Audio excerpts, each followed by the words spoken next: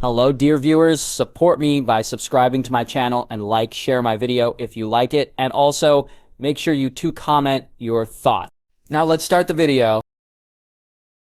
Arya Stark did not like the Freys. Bad enough that they abandoned her brothers before the Battle of the God's Eye. But what made it worse was their return after the battle, proclaiming that they were still faithful to the Northern Army. She snorted. It was obvious where their true loyalties lied. Gold, the ransom, had arrived from Highgarden. Wagons and wagons loaded with chests brimming with gold dragons. And with that gold had somehow come the Freys, 24 of Lord Walder's sons and grandsons, and 1,000 more men-at-arms. The Blackfish told Arya that Walder Frey's descendants looked like weasels, chinless and snot-nosed, but they were more akin to rats, with beady eyes and grasping claws. She caught them sneaking about, sniffing for the gold, like rats hunting for holes to a sealed granary. The gold was locked away in her brother's tent, guarded by loyal Northmen. Jon's boys had marked and stored away the ransom with the record of who fought in the great battle. There were few Freys on that list. The leader of the supposedly repentant Freys was not fat Ryman or the bellicose Black Walder. It was a plump short man with a fleshy round face and narrow close-set eyes and a pointed beard that matched his mop of dark curly hair. Lame Lothar had a twisted leg, but smiled and fawned amiably. Lothar was Walder Frey's steward and had ridden several hundred miles with a bum leg to wheedle his way into Robb's favor. Lothar would have fit well at King's Landing. Aradia would have been happy to send all the Freys back to the twins with their tails between their legs. House Tully, though, could not. Edmure needed allies if he wanted to protect his lands, and his most loyal bannermen, the Pipers, Vances, and Blackwoods, had suffered heavy losses. The Freys had the most soldiers left, and they knew it. Lord Stark, the Lord of the Twins, bids me to greet you warmly and offer congratulations on your great victory. Lothar began. Get on with it? What does he want? The Blackfish barked. A closer alliance and rewards for our house's bravery in battle, Lothar said. Your men disappeared before the last battle, and Lord Walder swore an oath to the Tullys. Why do we need an alliance for what you have already pledged? Robb said. Lord Walder swore an oath to Hoster Tully, and my house has seen precious little reward in this war. No lands, no honors. We fought for you at the Whispering Wood, River Run, Oxcross, and the Trident. When the war ends, what will we have gained? Nothing but the anger of the Iron Throne, Lothar said. You will have defended the Riverlands from invaders, just like every other house in the Riverlands. You will have fought for your liege lord, the Blackfish said. Of the Freys in the tent, only Stefron and Lothar did not sneer at the Blackfish's words. Lame Lothar continued without shame.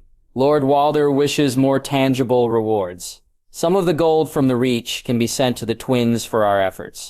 No, Jon spoke up. The ransom is for those who fought at the God's Eye, but thousands of men died there. They do not need any reward. Surely that gold can be given to swords that can fight, not those who fell, Lothar said. You would rob the dead, the Great Jon said. Brave men and women died at the God's Eye. That gold will go to their lands and heirs. They deserve the glory and the rewards of battle, Jon said. You need our swords, Lord Stark. My father can send you 2,000 men, or he can call back the 1,000 that fought with you at the God's Eye. The choice is yours, Lothar said. Will those men disappear before the next battle, the Great Jon jabbed, or will they drop their swords and run when the mountain charges? Our men fight as well as any Umber, Black Walder said. Swords can cut down giants. You need a bigger sword, Frey, the small giant said. In the north, we don't like cowards, and we hate oathbreakers. Robb banged his fist on the table. Enough, sirs, the Tyrell gold will not be sent to the twins. What else does your father wish for? A marriage. Ties between House Frey and House Stark. You are unmarried, my lord, as are your brothers and sisters. The best alliances are sealed by betrothals, Lothar said. My father said, we find our true friends on the battlefield, Robb Stark said. House Frey failed me at the God's Eye. I will not marry into your house. Lothar pursed his lips. For the first time, he could not hide his displeasure. Then you leave us very little choice, Lord Stark. But there is another great house present. House Tully, my uncle is Lord of Riverrun. He might accept a betrothal. Negotiate with him, sire, Robb said. Arya realized that the Tullys had been prepared for this possibility. They were far from happy, but no surprise appeared on either the Blackfish or Edmure's face. "Very well, I will inform my father," Lothar said. The Freys were not pleased, but then again, neither were the Tullys. An unpleasant affair, but then again, Arya expected that of most marriages, particularly any with a Frey. Jaime Lannister crossed the Iron Gate into King's Landing. A dozen heads rotted on top of the spikes, old men with antlers nailed to their sides like butchered stags. His family had been busy. 40 red cloaks flanked him with the mountain leading the way. Clegane had been dispatched to Maidenpool to retrieve him with loyal Lannister guards. The mountain's men were nowhere to be seen, and Jaime was glad for that. Clegane's soldiers were hard to control, and would have happily sacked Maidenpool and raped anyone they found, boy or girl. Without full plate armor and longsword, Jaime doubted he could control the mountain. He kept Brienne close to his side. The wench had more loyalty than sense, and she insisted that she remain by his side until Sansa Stark returned to her lady mother. Brienne eyed the mountain warily, hand on her sword and ready to raise her shield emblazoned with the 2 yellow suns and 2 white crescent moons of House Tarth. She might have been strong, but Ser Gregor was stronger. The mountain was nearly 8 feet high, broad as an ox, and wickedly fast. Yevya's head only came up to the massive armored shoulders. Yevya wondered how to face Clegane if it ever came down to battle between the two. He would aim at the hands. Clegane wore thick gauntlets that protected fingers to forearm, but only the top had steel while the palm had leather. Most men would find it hard to attack the inside palm, but not Jaime. He had no doubt he could slice through the fingers from below. Jaime would rather fight the mountain a dozen times than speak with his brother. The news that Tysha had a son with golden hair and green eyes was a disaster beyond belief. He would have to tell Tyrion that she was truly a crofter's daughter, not a whore. He would have to admit that his father ordered him to lie, so Tysha could be taken over and over before Tyrion's eyes. And he would have to tell Tyrion that he had a son, a boy, as clever as any maester. Tyrion Lannister was the rightful heir to Casterly Rock, and his mother had been raped by 100 soldiers on his grandfather's orders. The gods had a wicked sense of humor. But before he did that, he would need to bathe and wash to get the stink of the road off. After he was clean, he would see his father. He had to be a lion. An hour later, Jarmo made his way past the Iron Throne to the king's audience chamber. His father held court there, surrounded by guards, maesters, servants, and bootlickers. He ignored Pusel and Vylar. Lord Tywin sat at a great oak table, surrounded by candles and parchment. A wax seal with a rampant golden lion covered the pile of messages.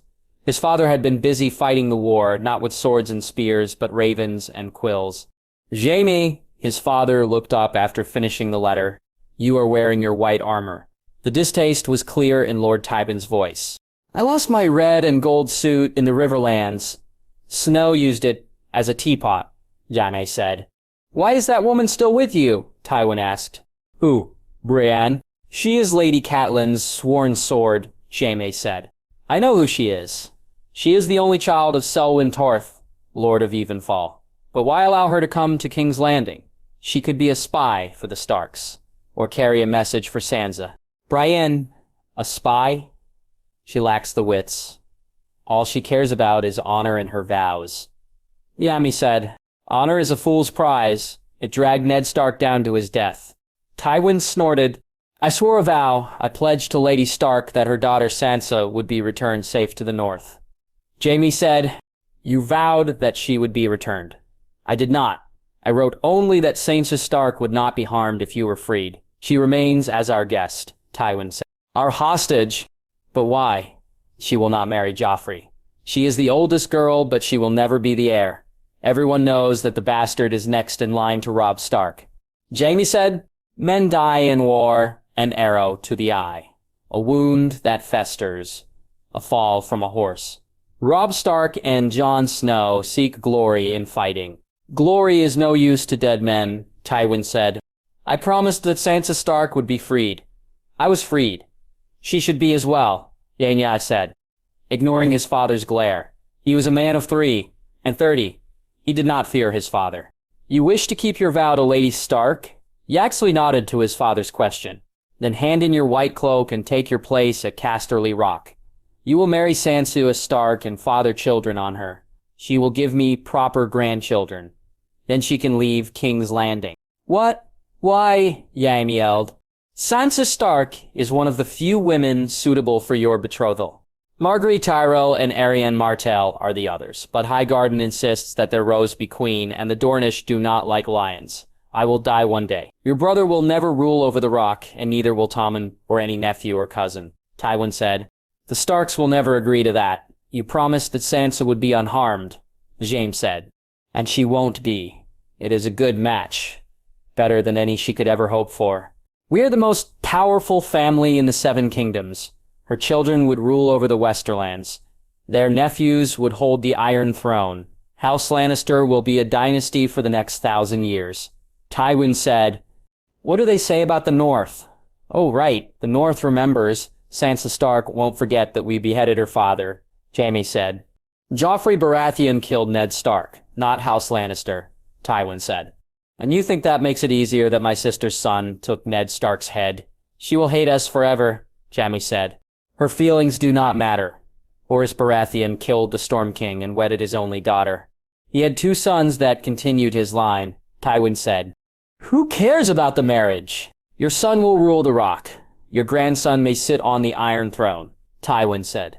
I do not want the Rock, father. I do not want the throne. I am Lord Commander of the Kingsguard. I swore to protect the king with all my strength, to give my blood for him and his, Jaime had said. He had failed at his oath with Aegon and Rhaenys. You have served 3 kings, a madman, a drunk, and now Joffrey. I am not sure who is the worst. You have wasted your time as a glorified bodyguard to a pack of idiots, Tywin said. Perhaps, but it is my life and my choice. I am a knight of the Kingsguard. That's all I have ever wanted to be, to fight for the good of the realm, Jaime said. Tywin snorted derisively. There is no good of the realm. That is merely a fool's dream. There is only those who rule and those who are ruled. You have a duty to House Lannister. You are the heir of Casterly Rock. If you wish to protect Sansa Stark, you could marry her and take her away. In time, your children might even mend our quarrel with the North. No, father. I will not do it, Jaime said. Robb Stark and Jon Snow are not green boys. The bastard burnt Rose Bolton alive for treachery. I remember Aerys burning men with wildfire. What do you think they will do to the man Sansa Stark is forced to marry? I will deal with the wolves, Tywin said. All you need to do is put a babe into the girl. Jaime shook his head. He had soiled his name and cloak with the blood of a king, his failure to protect Rhaegar's children, and cuckolding the usurper. But he still wore the white cloak. He had made his vows to the Iron Throne. He would not bow to his father's wishes. Very well, sire, Tywin said with cold disdain. If you will not do your duty, others shall. Send in your brother. And Jaime suddenly understood that things had gotten worse. Yaxley sipped the Sour House wine, weak red water from the reach, at the blushing maiden halfway between the harbor and the Street of Steel. She had always preferred the sweet liquor of the Summer Isles even more than Dornish strong wine. The blushing maiden was an oddity in King's Landing. It was neither a wine sink nor a brothel, and catered to those who sailed the seas. Traders, sea captains, and merchants enjoyed a drink in the bustling inn, far away from the fetid odors of the docks. Her father and sisters were still 10 days away, trudging through the Kingswood. Ehlers had taken a smuggler's ship from Planky Town to Driftmark. There, at the town of Hull, she hired a Lysini trade ship to sail to King's Landing with barrels of black tar rum and casks of spiced exotic foods. In truth, the food was salt-cured beef, and the rum vial, to anyone not a sailor but a merchant without goods, would stick out like a giant at the docks. Her father warned her that King's Landing swarmed with spies, and that the spider always listened from the shadows. The Kingslayer came through the Iron Gate this morning. He was accompanied by the Mountain and a giant woman, a weathered and sunburnt captain said. They say the Northmen search for Jaime Lannister. How long before they attack King's Landing? A tall, gaunt man in purple robes trimmed with ermine asked with only a faint accent. Bravosi, Alaris thought.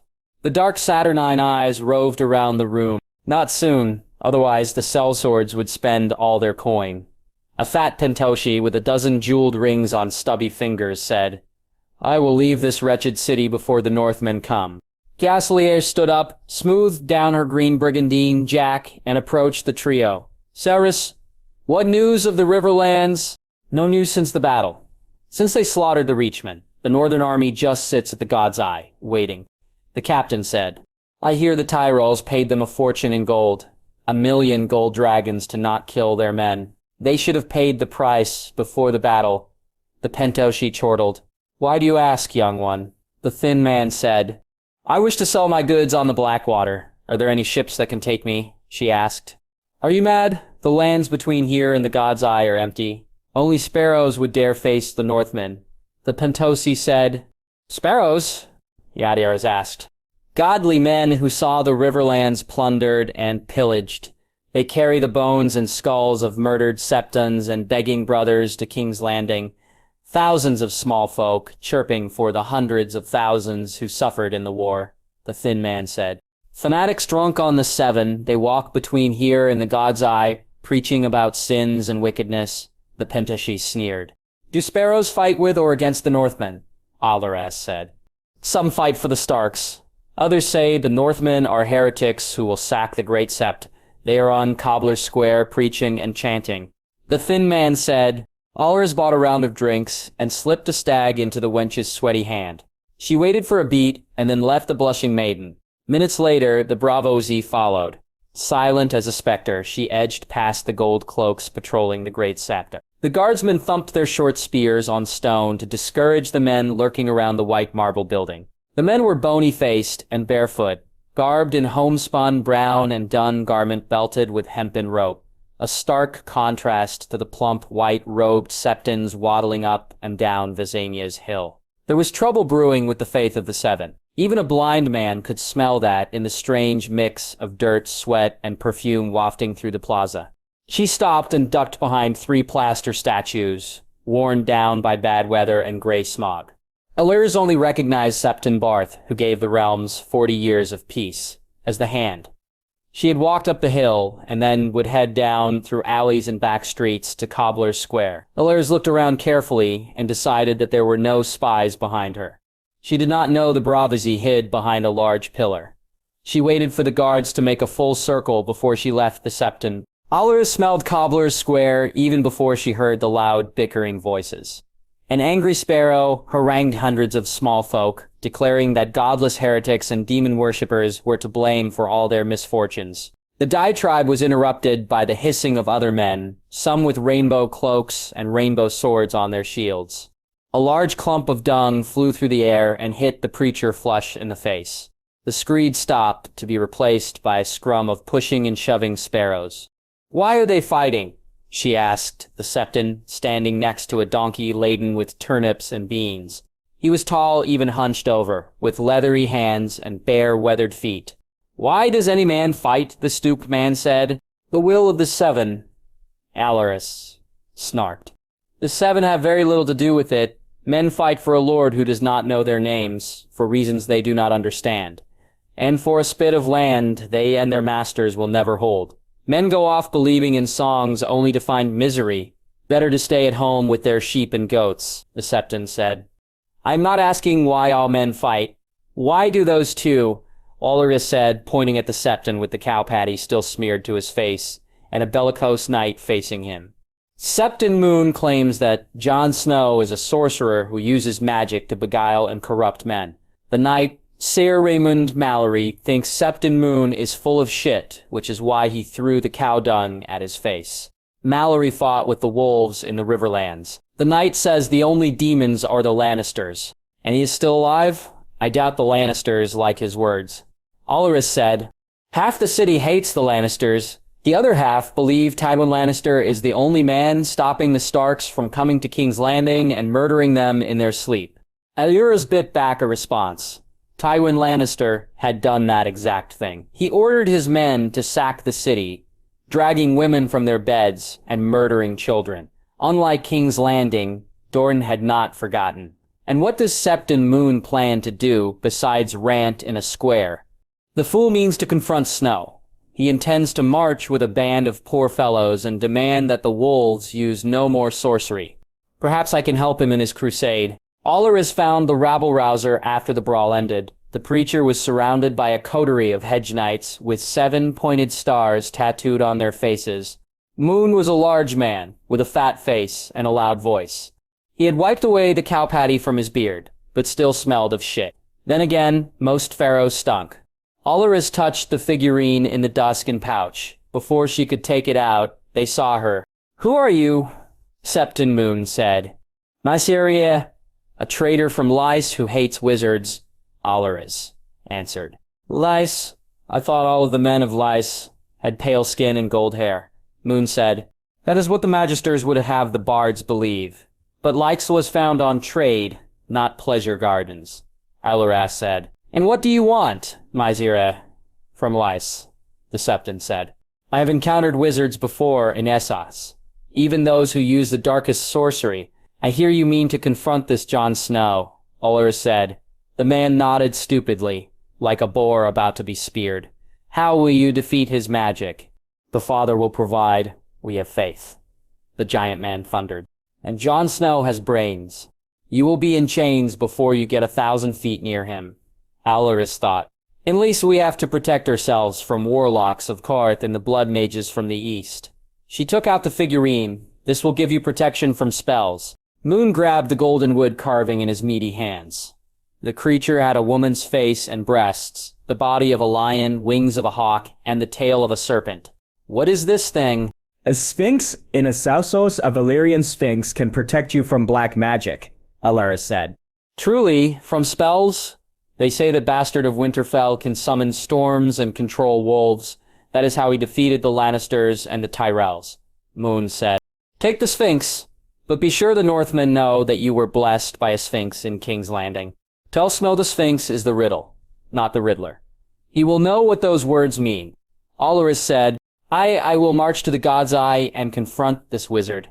He will be pissing in his breeches when he sees me." The big Septon laughed at the delight of his followers. Alleras smiled. If anyone pissed out of fear, it would not be Jon Snow. Her work was done. Moon and his lackeys would deliver the words. Rosaria resisted the urge to punch her brother in the chest. For one, she was not a little girl visiting the crypts of Winterfell for the first time, when Jon, covered in flour, pretended to be a ghost moaning for blood. How they had all laughed at the prank. Jon and Robb, and then Bran and Arya. Sansa had run shrieking for the stairs.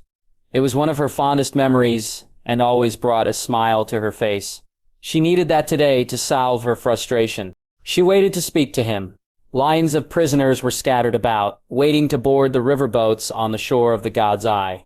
Small folk, eager to earn coin, swarmed over the ships, fixing sails, loading provisions, and repairing decks for the trip south to the Blackwater Rush. Arya glared, and Jon, aware of his sister's scowl, dismissed the boys to their work and made his way over, Ghost by his side.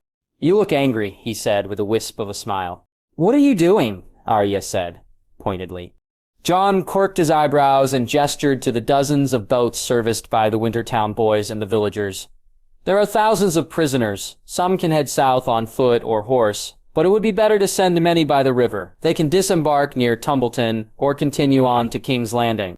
"That's not what I mean," Arya hissed. "Why aren't we doing anything about Sansa? Why don't you convince Robb to march into the Crownlands? And do what? Even with the Car Starks, we had only 10,000 men.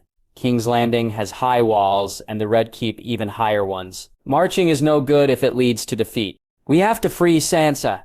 We can't leave her in that hellhole," Arya said stubbornly. "I take it you don't think Jaime Lannister will keep his oath." Arya snorted. "Do you believe that? I have met Cersei and Tywin Lannister. The whole family is rotten. Joffrey ordered Sansa beaten by his guards, even when the Kingslayer was a prisoner. What will they do to her now?" Jon sighed. "Nothing good, but we would need a much larger army to storm the city. Or," he scratched his chin thoughtfully. "Arya, how well do you know the Red Keep?" "Well enough. I don't know all the guard towers, but the castle is smaller than Winterfell. We stayed in the Tower of the Hand for 4 moons before Robert Baratheon's death," Arya said. "They killed Lord Stark 3 moons later. How did you escape the Red Keep, and where did you stay for that time?" Jon asked. Rhys's eyes turned wet. "The Queen sent guards to capture me. Sergio Forel, my dancing master, held them off. He only had a wooden sword, and it was useless against Marintrain's plate armor. Cyrdio told me to run. I fled into the tunnels under the castle. There are lots of them, and they led me to Flea Bottom. I found my way by following a path that led me past a skull of the dragon, the biggest one I could ever imagine. When the Targaryens ruled, the dragon skulls were hung on the walls of the throne room, and the greatest was Daenerys the Black. They say his jaw was large enough to swallow an Ebonese mammoth, and his teeth longer than a bastard sword. Robert Baratheon must have moved the skulls into the cellars, Jon mused. I begged for food in Flea Bottom, but at night I returned to the tunnels. I felt safer there than in the streets of the city. Ara said, "Weren't you concerned the guards would search for you under the castle?" Jon said. Herodia shook her head. The tunnels stretch forever and in many directions. It would be easy to get lost. Without the chamber, with the dragon skulls, I would have never found my way out. Some are so that you have to crawl on your hands and knees. I only knew one passage well, and there are dozens. Her brother's eyes narrowed in deep thought. What are you thinking, Jon? Do you have a plan? A glimmer, a shadow of a plan. Jon scratched his cheek. I need more time to think it through. A few men might do what an army could not. He is trying to kill me. Tyrion slammed down the silver goblet on the table and proceeded to drink directly from the decanter of sweet wine. The purple drops stained the necklace of linked golden hands. It's not even noon. Do you really need to drink so much? Jaime complained. The two brothers had walked back to the Tower of the Hand after the conference with their Lord Father. The wine helps him think, a wiry black-haired man said. And who are you? Jaime asked. Roan, my lord. I am the Hand's sworn sword. Any good with the blade? Jaime said, looking at the well-oiled longsword and short dirk hanging from bronze belt. Your brother's alive, isn't he? The sellsword smirked. It wasn't easy to keep him that way. Thanks to my father, I won't be alive for much longer. Tyrion guzzled down the arbor gold. The Starks are going to kill me. The Starks are not monsters. Perhaps if you promised not to touch her after the marriage and you spoke to Robb Stark and explained that father had forced you, Jaime said. Tyrion gawked at Jaime, too shocked to even continue drinking. Did you lose your wits along with your freedom in the Riverlands? Robb Stark and Jon Snow will listen to reason. If Sansa Stark's maidenhead remains intact, they will still welcome her return. Jaime said. Tyrion smacked his forehead with the hand not gripping the wine. Jaime, why does father want a marriage with Sansa Stark? It is not for my happiness or hers. He wants Winterfell. But even if Robb Stark died, there would be other heirs, Jaime said, perplexed. Our father plans to kill every male Stark. Robb Stark's death would not be enough. Jon Snow and the two younger brothers would have to die as well. Tell me, how will Sansa Stark feel after the Lannisters kill all her brothers? Do you think she will be happy? Married to the son of the man who murdered her family, Tyrion said. Your father might not succeed. These Starks seem hard to kill, Bronn said, and Jon Snow and Robb Stark have defied the odds before. The wolves beat the Lannisters at the Trident and the Roses at the lake. Even better, Tyrion groaned. If my father fails to kill the Starks, Sansa's brothers will kill me. They will chop off my head or starve me to death in a gibbet. I doubt they will kill you so quickly. The word is that Snow likes to torture his enemies. He will probably break your arms and legs first, or gouge out your eyes. They say he chopped off some mighty lord's hand for talking back. Although maybe he cuts off your cock and sends it to your father, Bronn grinned. Sansa Stark is a child half my age. There are plenty of whores in King's Landing that won't cost me an eye, a hand, or a cock. Tyrion retorted, Podrick, bring me more wine. I need to be drunk before I inform Sansa of the betrothal. I hope for her sake that she is a fool. Why? And why do you need to be drunk? Jaime said. The imp turned to his brother with mismatched eyes of green and black. Because then she will not realize our father's plan. She won't know that the Lannisters want to claim Winterfell in her name, and that she is a pawn in the plot to murder her family. Better her to have a head full of silly songs and curse that I am not the Knight of Flowers than to know that she is the reason why her brothers must die. Our father means to write another Reigns of Castamere. I hope to spare her of those thoughts until the deed is done, or until the wolves take my head. Better to be a little fool than see the truth. And Tyrion drank more wine. He actually had not spoken much with the healer from Volantis. Tending to the wounded and dying gave Talisa Mygar a cool and unruffled demeanor. Unlike the others in the tent, she stayed composed when faced with bad news. Her presence kept Robb calm, a welcome contrast from the angry northerners and confused rivermen. Jon showed little emotion, but his eyes had turned dark, almost a deep purple in the fading afternoon light. Are you certain, Sir Raymond? The Blackfish's voice boomed over the angry whispers. Aye. The story spread like wildfire through the city. Tyrion Lannister will marry Sansa Stark in the Red Keep. They say Lord Tywin ordered it when he found the imp in bed with the girl. The knight stammered and avoided Robb's glare. This is an outrage, my lord. A manderly brother fumed. A tall, proud man with gray-brown hair stood up. The mailed fist on scarlet identified him as a Glover. Lord Stark, let me avenge House Stark. I will march our forces against the Crownlands and sack Duskendale. And how will that save Sansa? Jon asked. We have to punish the imp. Rubier Glover roared. He spits on the north. He has escaped Lady Stark's justice at the Eyrie. He broke the oath he swore at Reaver Run, and now he means to take Lady Sansa's virtue. I doubt the Lannisters care much about Duskendale, and if we march our troops to King's Landing, that would hasten the betrothal, not prevent it. Assuming that Tywin Lannister does not set a trap on the King's Road or near Rusby, Jon said. The insult must be answered, Glover said. Not by losing our men. We must keep our heads clear, Sir Raymond. When is the wedding?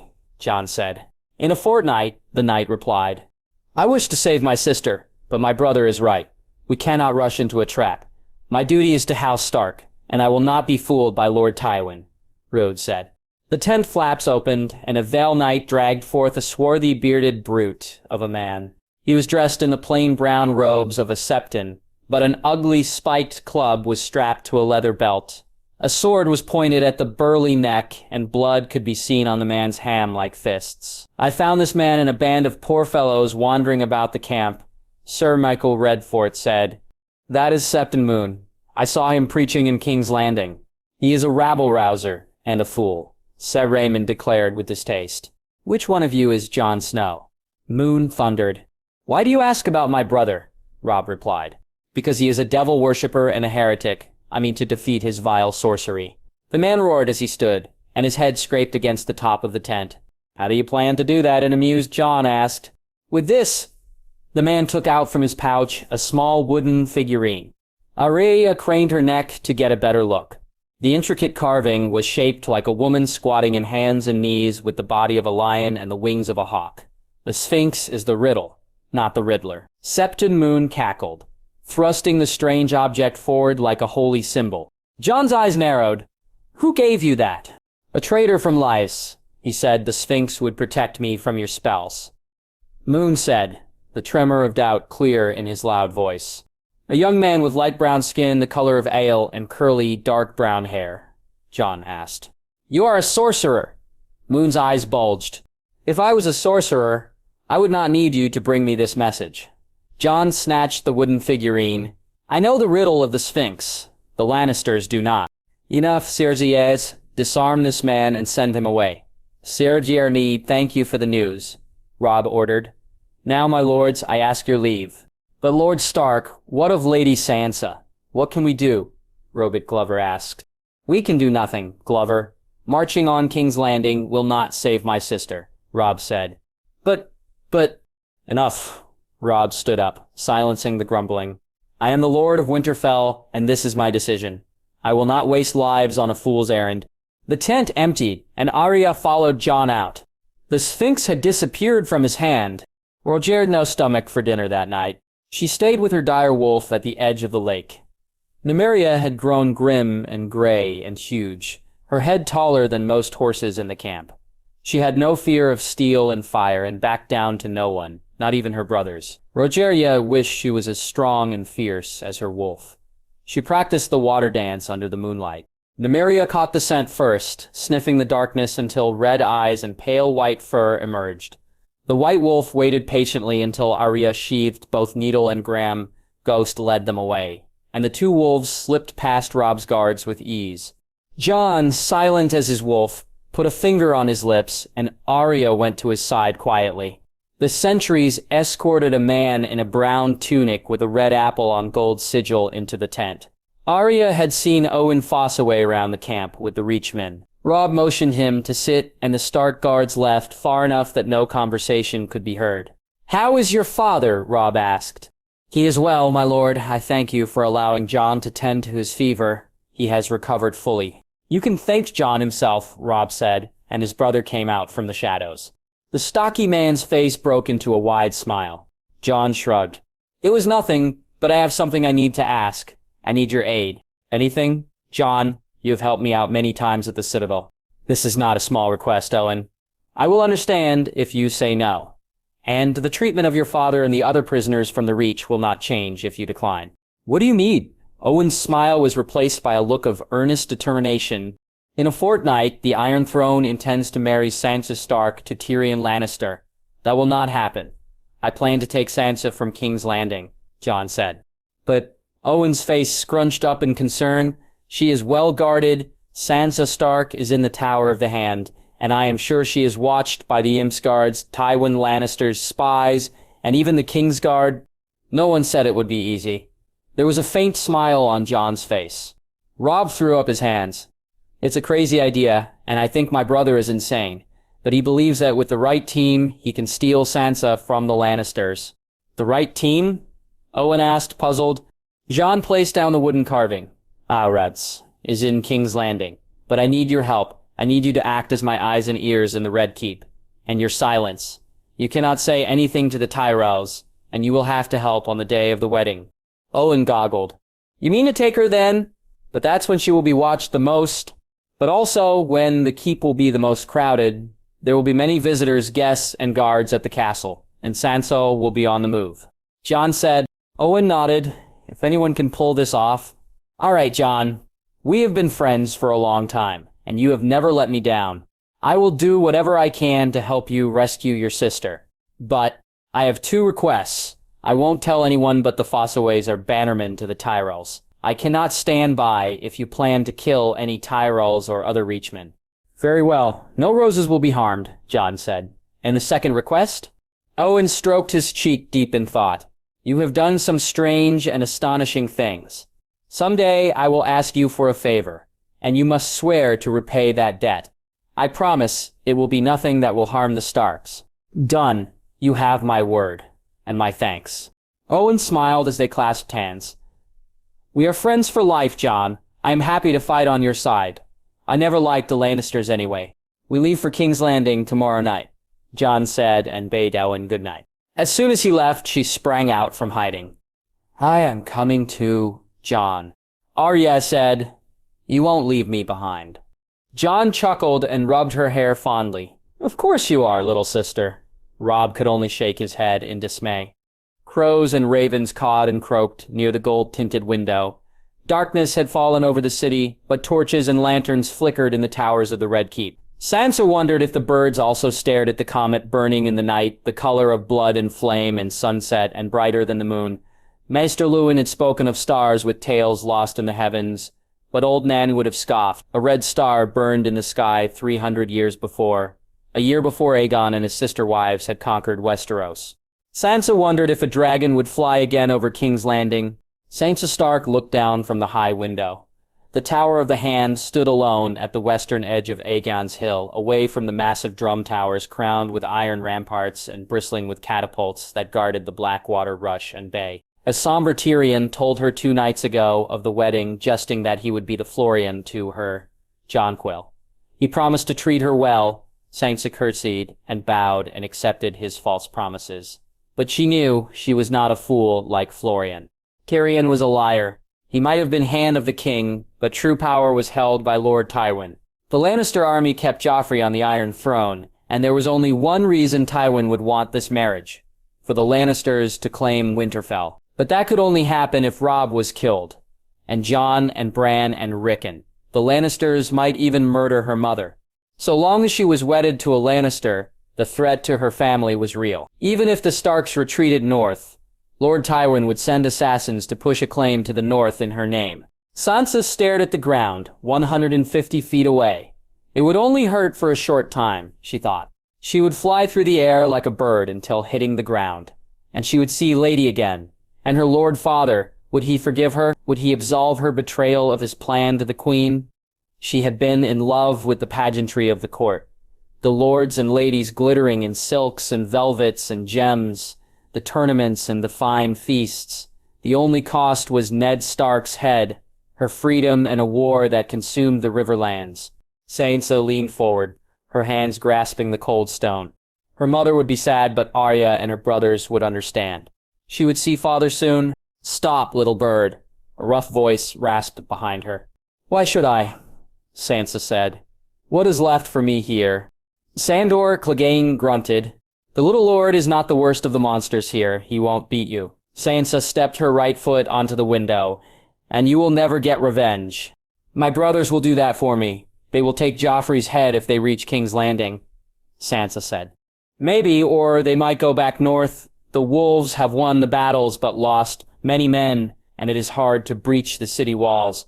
Only one way to be sure about revenge, to get it yourself, Sandor said. Sansa turned to her bodyguard. What would you know about revenge? Clegane laughed like a snarling dog trapped in a pit. He pointed at the left side of his face, cracks on his cheek of dead black flesh, a mass of scars around his left eye, and burns that reached from his ears to his throat. My brother did this to me when I was 7. The village woodcarver gave me a toy for my name day, a wooden knight. I hid it from Gregor, and when he found out, he shoved my head into burning coals and held me there as I screamed. One day, I will kill him. My sword will be the last thing his eyes ever see. How old are you now, sir? Sansa asked. I am no bloody Sir 2 and 9, Sandor said. So it has been 22 years, and you haven't gotten revenge?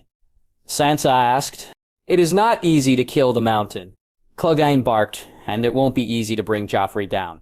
But the day he falls, won't you want to be alive? To see him dead or beaten by your hand or another? My brother killed my father and raped and murdered my sister. She was younger than you are now. Every day I think of how fucking happy I will be when the mountain is gone. Sansa hesitated and stepped away from the window. But how? Joffrey is protected by guards. There are gold cloaks and red cloaks. Sandor took her dainty hand into a giant studded leather glove. Don't know, but you can't do anything if you are dead. Clegane poured her a goblet of wine and stood next to the table between her and the window. He won't let me jump, Sansa realized. The Hound had saved her, or perhaps proved only that she was a coward. In the end, she was just a little bird, caged by the lions. Are you certain of your plans? Robb asked. The ships had been loaded full of prisoners and would sail south after sunset to the Blackwater Rush. Yaya and Jon would go with Owen Fossaway on the Wolfwind, captained by loyal Mandarine men and a few Wintertown boys. Certain? No. But I would trust Owen with my life, and Alares is a good friend and clever, Jon replied. He gave Ghost a tug on his pale, shaggy fur and hugged Nymeria goodbye. Dire wolves had never been seen south of the God's Eye. I wish we knew more. A few tunnels underneath the Red Keep and 2 spies in the city. That is hardly enough to bet your life, Robb protested. If we knew more, the Lannisters might suspect our coming. 2 things have worked against us. The Tyrells joined the Iron Throne, and your mother released Sir Jaime. The Lannisters believe they are winning, that we must sing and dance to Lord Tyrion's tune. Either we march our troops into the Crownlands, or we abandon Sansa. We need to change the game. When you race down the River Run with only the horse, the North won because of speed and surprise. Just think, Robb, what could you do if Sansa was free and not trapped in King's Landing? Jon said. I could go anywhere in Westeros. I could send the army back north, or siege Casterly Rock, or even march to the Stormlands and attack King's Landing north through the Kingswood. If we have Sansa, the Lannisters have no hold over us. We can starve them in their castles. We can go home to Winterfell. We can strike anywhere. We can force them to defend, and their men are all trapped in King's Landing, Jon said. It is a good plan, but dangerous. You know what will happen if you are captured, Rhodes said. I won't be taken alive, Robb. We are playing for the highest of stakes. Either we kill them, or they will kill us. There is no middle ground, Jon said. If the danger is too great, Robb said. I know. I will send Arya back. I will do my best to keep her safe, Jon said. If you did not take her, she would have followed you anyway. Our sister swears that even blindfolded she can guide you through the tunnels. Robb smiled as the direwolves nipped each other playfully. I plan to march north. Ironborn have been seen near the Cape of Eagles. Lord Mallister believes the Greyjoys will attack Seaguard to avenge their losses at the Neck. I will keep men at Harrenhal and the Crossroads, but take most of the army up the Blue Fork. Do you intend to raid into the Crown Lands? Jon asked. I will send outriders east, south, and west, but not to raid, only to be seen. Let the Lannisters wonder where we may strike next, or even the Greyjoys. I wonder if Tywin is allied with Balon Greyjoy, Robb said darkly. Keep the direwolves with you, Robb. Trust no one the Ghost, Nymeria, or Grey Wind dislike. Jon said, do not let your guard down until our enemies are beaten. Robb nodded. Father always said that we must hope for the best, but plan for the worst. Jon hugged his brother. I wish you good fortune in the wars to come. Take care of yourself, Snow. Bring our sisters back to me. Both of them. The brothers parted as night fell over the cold steel waters of the God's Eye. Above them, the comet burned blood red. Fire red, a bloody blade pointed at King's Landing. Jon boarded the Wolfwind and headed south. The boat bobbed against the water as sharp winds blowing west fought the river currents. The Wolfwind had sailed 2 nights and a day, and the journey was far more pleasant than the hurried flight with Yoren from King's Landing. Then, the roads had been little more than shallow ruts through weeds and the food-scarce blackberries, corn, and apples foraged by Arya, Gendry, Lamy, and Hot Pie after the hard bread, salt fish, and cheese had been devoured. The prisoners of the Reach ate far better than recruits from the Night's Watch. Cabin boys dished out warm bowls of porridge with milk and dried apples at all hours, and the cook made a hearty white stew from crabs, mussels, and 3 kinds of fish, purchased fresh with silver stags and copper stars from fishermen, plying their trade on the rush. Loaves of crusty bread were warmed on hot coals, and served with crocks of churned butter and dark-colored honey.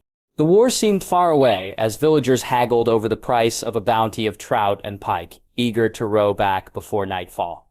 Fossaway, Oakhart, and Hightower prisoners paid their respects to the boat crew and were treated in kind. She caught her brother and Owen playing Saivas and reminiscing about their adventures at the Citadel over a jug of sweet cider. The devastation in the Riverlands, trampled fields, ruined homes, sacked septs, and rotting corpses hung from trees, had faded as they went south. Arya did not like this creeping peace. You look troubled, Jon said, as the last small folk dipped their oars to head for the shore. He handed her a mug of honey mead. Rosier bit her lip nervously, looking around to see if anyone was close. Jon waited patiently until she realized that Chet and a few other boys formed a shadow guard around the forecastle. She leaned over the thoat bow, her eyes facing east and away from her brother. Why aren't we doing more? Rosier hissed. We are sailing to King's Landing. We will be there in 3 days. But she turned her head to Jon. In the sky, the red comet glowed. Isn't there anything to do now? Plans to make? Preparations? Jon shook his head. All that must wait. The rescue is 3 things. Find Sansa, take her, and escape the city. We need to wait and see. It would be foolish to plan now. But we know she is in the Tower of the Hand, guarded by the imp, Arya insisted. That is what Owen believes, but that knowledge is many days old. She may be moved before the wedding. She might have a new set of guards, Lannisters or Tyrells, and the wedding might take place in the Great Hall, in the Tower of the Hand, or even in Marger's Holdfast. We will need to know as we can before making our plans. Jon said, but how will we find out? We will be in the tunnels, not in the castle. Arya said, Owen is close to Simmer Gorlan. The Tyrells will certainly attend any wedding in the Red Keep. The Lannisters cannot deny that to their allies. Jon rubbed his fingers over the wooden Sphinx. And Alarez, the Sphinx, is in King's Landing. Will he be able to help us? Arya said. Jon chuckled. Alaris is a she. Alaris disguised herself as a young man to attend the Citadel. She is quite clever, and Sphinxes are famed for knowing a great deal. But I do not understand her truly or her game. What do you mean, Jon? Could she betray us? Arya said. I don't think so, but she enjoys her riddles. As Yerez left the Citadel for King's Landing. Why? You do not travel 1,000 miles during a war on a whim, Jon said. Could this be a trap? Arya wondered. Jon shook her head. Her mother is a Summer Islander, but her father is a Dornish lord and a rich and powerful one. Alleras does not brag, but her golden heart bow is a gift worthy of kings. The Dornish have not forgotten the murder of Aegon and Rhaenys by the Lannisters, and Alleras has spoken fondly many times of Dorne and her family. But why she decided to come to King's Landing now, that is a mystery. But you expect her to help us? Arratz probed. I do. She is more clever than Owen, and he is no fool. But the Sphinx does not yield secrets without a cost. Alleras has her reasons, but what they are, only the gods know. Jon said. Perhaps she wants you to run away with her to Dorne, Ori jested. Jon smiled back. Now you sound like Sansa with her songs and tales of maidens who fall in love and bestow their favor on some brave hero. Alleras is no lady, and I am no knight. We are going to King's Landing to ruin a wedding. Like Dunk and Egg in one of their adventures, Arya said impishly. She loved the stories of the Hedge Knight and his squire, who grew up to be an unexpected king. I doubt Sir Duncan or Aegon would lie, cheat, and steal their way to glory, but we will do what we must to free Sansa. And now you should rest, little sister. No practicing with Needle or Graham. We must be well rested when we arrive. Jon said. The rapid currents of the Blackwater rushed them to King's Landing. The serving maid blushed as Alleras pressed a shiny silver stag into the outstretched hand. A smile from the comely black eyes dismissed the pretty girl as she rushed back to the bar with empty tankards. Alleras nursed the nut-brown ale slowly. She had visited several wine sinks and taverns the last few days, on the Street of Sisters connecting the Hill of Rhaenys and Visenya's Hill. Away from the Red Keep there were fewer gold cloaks and more grumbling with the Iron Throne. But men and women always complained about kings. Only a few were insolent and strong enough to defy them. The shabby inn on Eel Alley rested halfway between the Alchemists' Guild and the Great Sept of Baelor. Alleras hoped to hear talk about the Queen and her two brothers. But the tap room was unpromising. No fat septons slummed here, looking to break their vows by getting drunk before visiting the brothels on the Street of Silk to the west, and only a few pallid men with brown leather robes and cowls drank under the watchful eye of an old crone. Masters disliked pyromancers for many good reasons, one of which was that the zealots rarely talked about anything but the glories of wildfire. She doubted they knew any useful gossip. The plump shadow blocked the torchlight, smelling of rosewater and lilac. Soft white hands reached for the rickety chair, and a bald man with a round moon face, dressed in rich yellow and orange damasks, sat down. Try the hissing eels, they are quite good here. I would rather have roast fowl. Well crisped, Oleres said. Then you should go to a nicer inn. This one is known for its eels. Messuria, I presume? Ella's raised one eyebrow, but the smooth brown face betrayed no emotion. Who wants to know? The plump man smiled. Masseria is a woman's name. An unwashed Stepton might not know, but I was born in Lice. An odd name you chose. Masseria was the mistress of whispers to Prince Daemon, but her skin was as pale as milk. Yours is not. Then I doubt this story is true. Why would I hide as a woman? Aluya smiled. I am just a trader from Lice, looking to sell rum. Rum to the Riverlands, the man mused. Rum is a drink for sailors. Ironborn, pirates and those who need to be drunk to brave the seas. Why sell rum on the Blackwater? Not everyone can afford Arbor Gold or Dornish Red, my lord. You can get drunk faster on black tar rum. Would you like a taste? Varys tittered. Would I live if I drank your rum? The alchemists of Lice are rather famous for their concoctions. I am just a trader of rum. I can't afford the Strangler or the Tears of Lice. Can you? The Master of Whispers smiled back. What is your true name? And why are you in King's Landing? You do not give up your secrets. Why should I reveal mine? Varys stood up to leave, his soft hands clasped behind his back. My trade is secrets, my lady. We will meet again, and then I will know more. Elis smiled, her large black eyes on the eunuch's back. Her voice was too low to be heard. Perhaps, Lord Jairus, I might learn your secrets as well. Servants scurried through the Tower of the Hand, and Tyrion wondered how many were spies. He had little choice in the wedding and none in the preparations. The marriage, Lord Tywin decreed, would reflect the glory of the Lannisters. There would be tumblers and singers, pipers and jugglers. 24 courses would be served. But his father had warned him not to get drunk that night, at least until the bedding. That would be a hard order to follow, Tyrion grimaced. Podrick had poured out 1 bottle of wine already that morning. No doubt his father would hear if he emptied a second bottle before noon. Targaryen. His brother strode past several of Bronn's hired killers, resplendent in a white cloak and plate armor. Jaime's wary eyes swept through the small hall. What in the 7 hells? Our sweet sister sent over her seamstresses this morning. Stewards are measuring space for adding benches and tables. The Tyrells have offered their cooks. Quite a gift, given the size of Mace Tyrell's belly. My private chambers have been taken over by a small army of lickspittles. Luckily, only Sansa needs to be fitted for her robes and dresses. I will be wearing the usual Lannister gold and crimson, Tyrion said. Why are there so many guards? Jaime gestured to the heavily armed and armored fighters standing at the wooden door of the Solar. Oh, those 4. Tyrion sipped the arbor gold. They are here for Sansa. The shorter one is Loras Tyrell, here to defend the honor of his sister's new lady-in-waiting. As for the taller 3, the Hound has guarded Sansa the longest. Brienne, you know as Lady Stark's messenger, and the final one is Sir Osmond Kettleblack. He is one of Cersei's swords. Sir Osmond. I have never heard of a Kettleblack in any tourney or melee. Jaime said.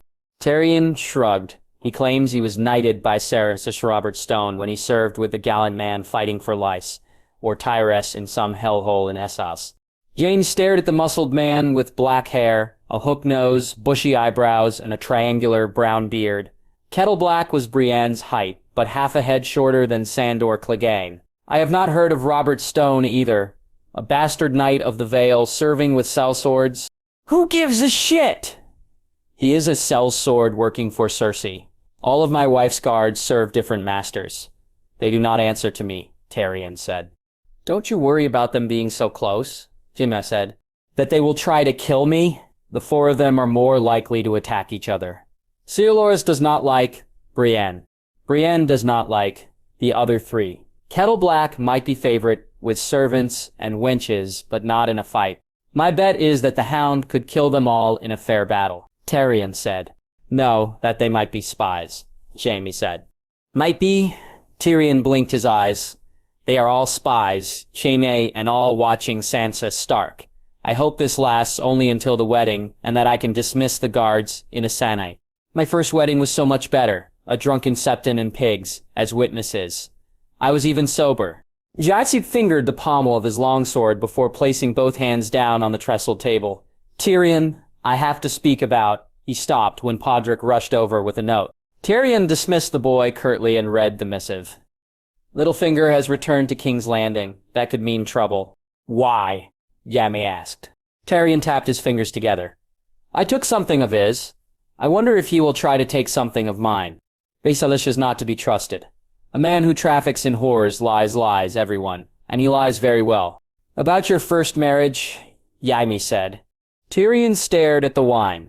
I remembered she was a sweet young thing. She sang to me the seasons of my love. We played at being man and wife in a little cottage by the sea until you told me the truth. The best 2 weeks of my life. I have never forgotten. But it was all false. No one could love someone like me.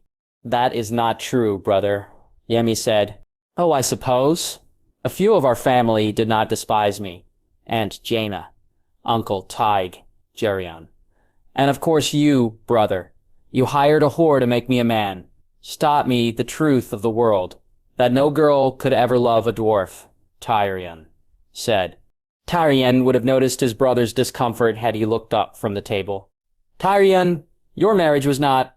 But before James Yan could finish, the great wooden door slammed open. Sansa Stark walked out, pursued by a gaggle of women bearing garments of many colors.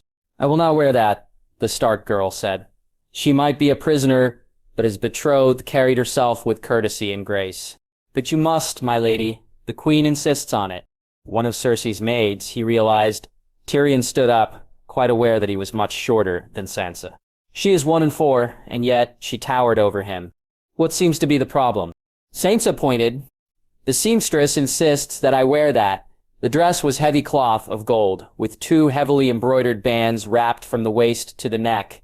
There were stark dire wolves and tully trout entwined, but a great lion's head was stamped at the back of the neck. Even Moonboy would understand what that meant. Ripe red pomegranates were woven into the back, another symbol of the power and wealth of House Lannister. "But what will you wear?" Tyrion asked gently. "I know that I cannot have a maiden's cloak sewn by my mother, and that I must take a bride's cloak with lions and rubies. But for my dress, I would rather have something simple, white and ivory seminate, and not gold," Sansa said. "But the Queen says that—" Tyrion interrupted. "The Queen is not marrying Lady Sansa. My lady's gown should suit her birth as the daughter of a great lord.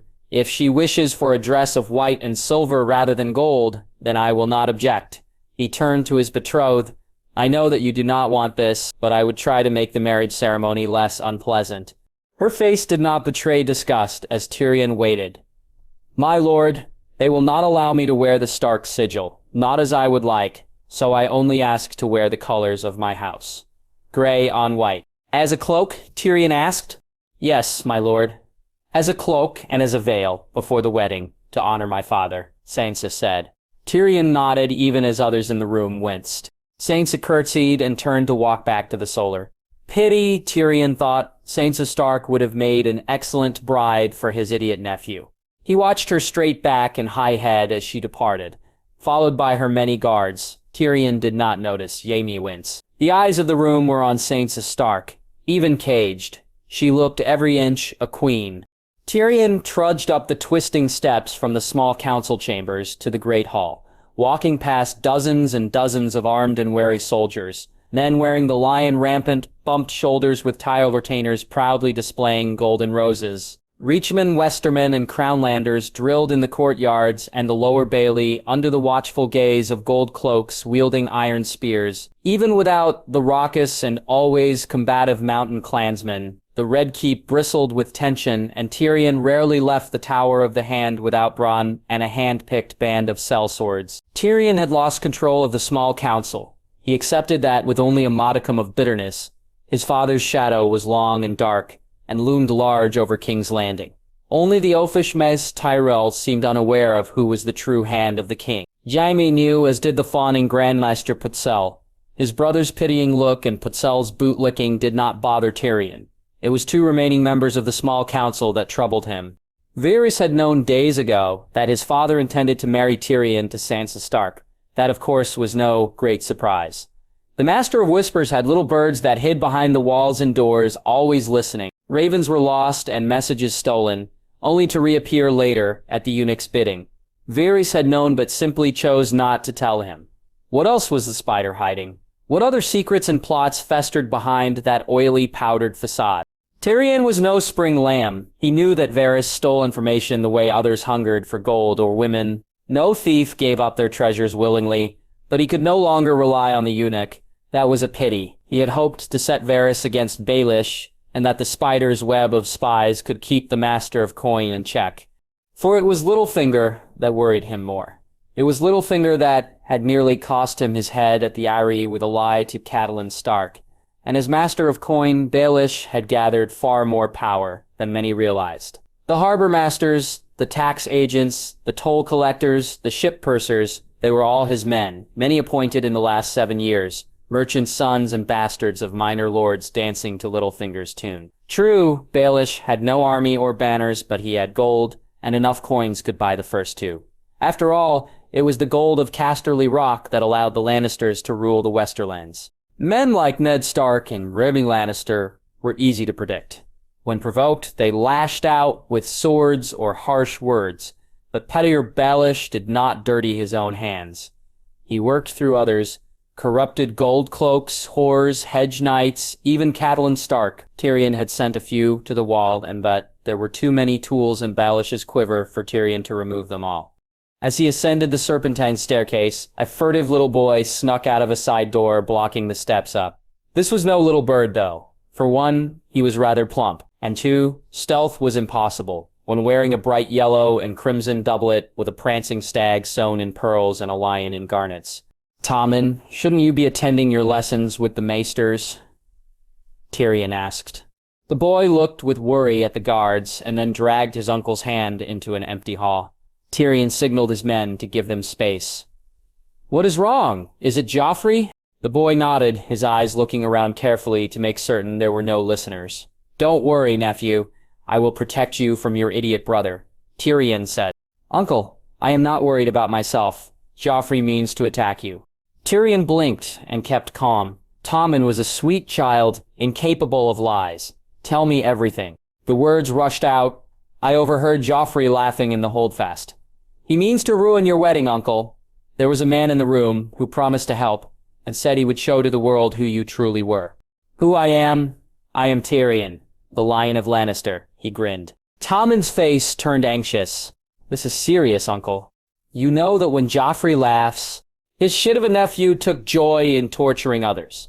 As a child, only fear of his purported father, Robert Baratheon, had checked Joffrey's sadistic streak, and now a cruel boy had been anointed king. Who was the man speaking to Joffrey? It was the short one, with gray hair. He wore a blue velvet waistcoat and a yellow cape. Baelish, Littlefinger, was whispering in the king's ear. Did Joffrey summon him, or did he come by himself? Tommen's eyes fell. I am sorry, Uncle. I do not know. And they did not say what they would do. I only heard bits and pieces. Joffrey spoke Sansa Stark's name, and the other man mentioned that he would bring whores. They won't hurt Sansa, will they? I won't let them. Tyrion said, but the empty words did not dispel the concern on his nephew's face. Tommen might only have 10 name days, but he knew his brother's kindness well. I like Lady Sansa. She is sweet and kind. I wish I was stronger, Uncle. I wish I wasn't a stupid little boy. Joffrey says I am a mewling kitten always crying for mother. Hush, Tommen! You are worth 10 times your brother. Kittens can grow up to be lions too. And I am thankful that you told me. Now I can protect Lady Sansa for both of us. He patted his nephew awkwardly on his shoulder, but Tyrion was not certain that Tommen believed his words. Even with the warning, he was still in the dark. What in the seven hells was Littlefinger plotting? Did Varys know? And what of his father? Joffrey was a reckless fool, but Varys would not anger Tywin Lannister for no reason. His father had ordered the betrothal. Lord Tywin would be furious with any slights against Lannister honor. Or he might blame it all on his youngest son. Tyrion's head throbbed. 7 days to go, and already the wedding was a disaster. He was not well suited for marriage. Arya stared glumly at the bolt of cloth that the Wintertown boys cobbled from several cloaks. The colors matched, silver on waves of blue and mud red, but she had completely botched the job, and there was no way to salvage the work, just like that day at Winterfell with Sansa and Princess Myrcella. She set down her needle and sighed. It doesn't look that bad, Jon said, trying not to laugh. My stitches are crooked. She held up the cowl. The loose hood meant to be wrapped about the neck and head billowed in the wind. A long silver shape faced left on a field of blue and red. It looked more like a fat frog than a leaping silver fish. I hate needlework. It doesn't matter. Oh, yeah. Only that she will know, Jon said. Yeah, chewed her lip. Are you sure?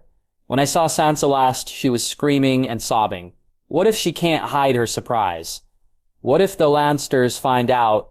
Jon held the cloth, outstretched between his two hands. It was long enough to be wrapped about the head thrice over, and the folds would veil the face like a septon's hood.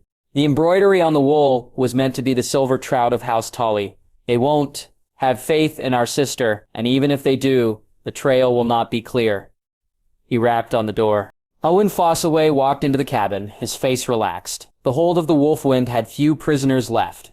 Many Reachmen had departed at Tumbler's Fall, for the Rose Road, and more still at Castlewood. Both Arya and Jon had shaved their heads. Their long brown hair tossed into the depths of the black water. They wore the drab, plain brown capes of tradesmen or small merchants. Good, Arya thought.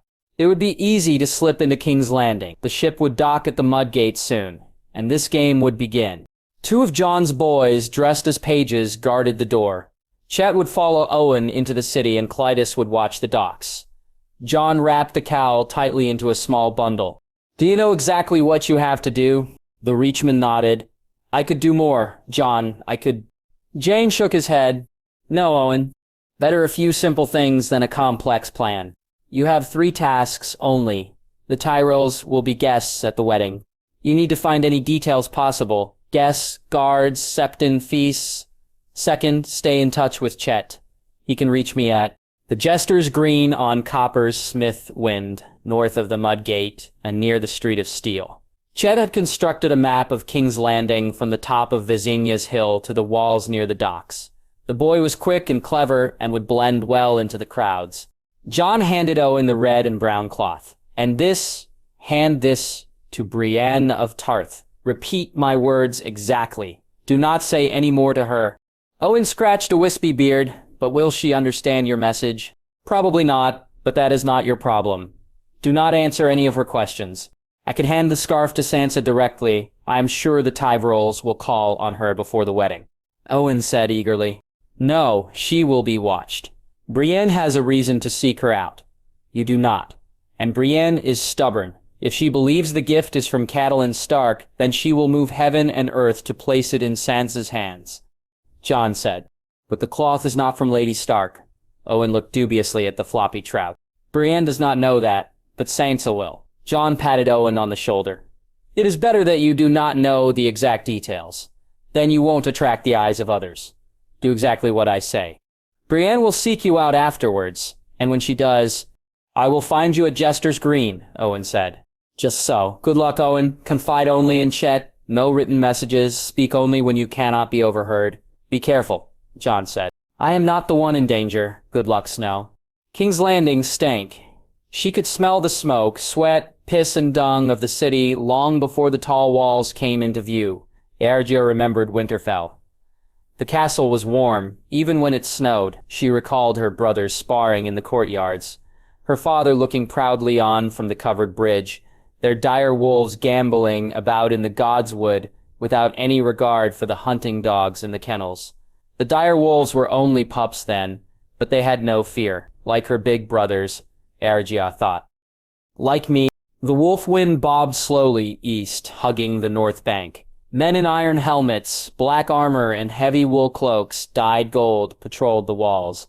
They had passed the King's Gate, and the stink of the fish market hit her nostrils. Several dirty cats prowled along the wharves, attracted by the briny smell of fish and brine.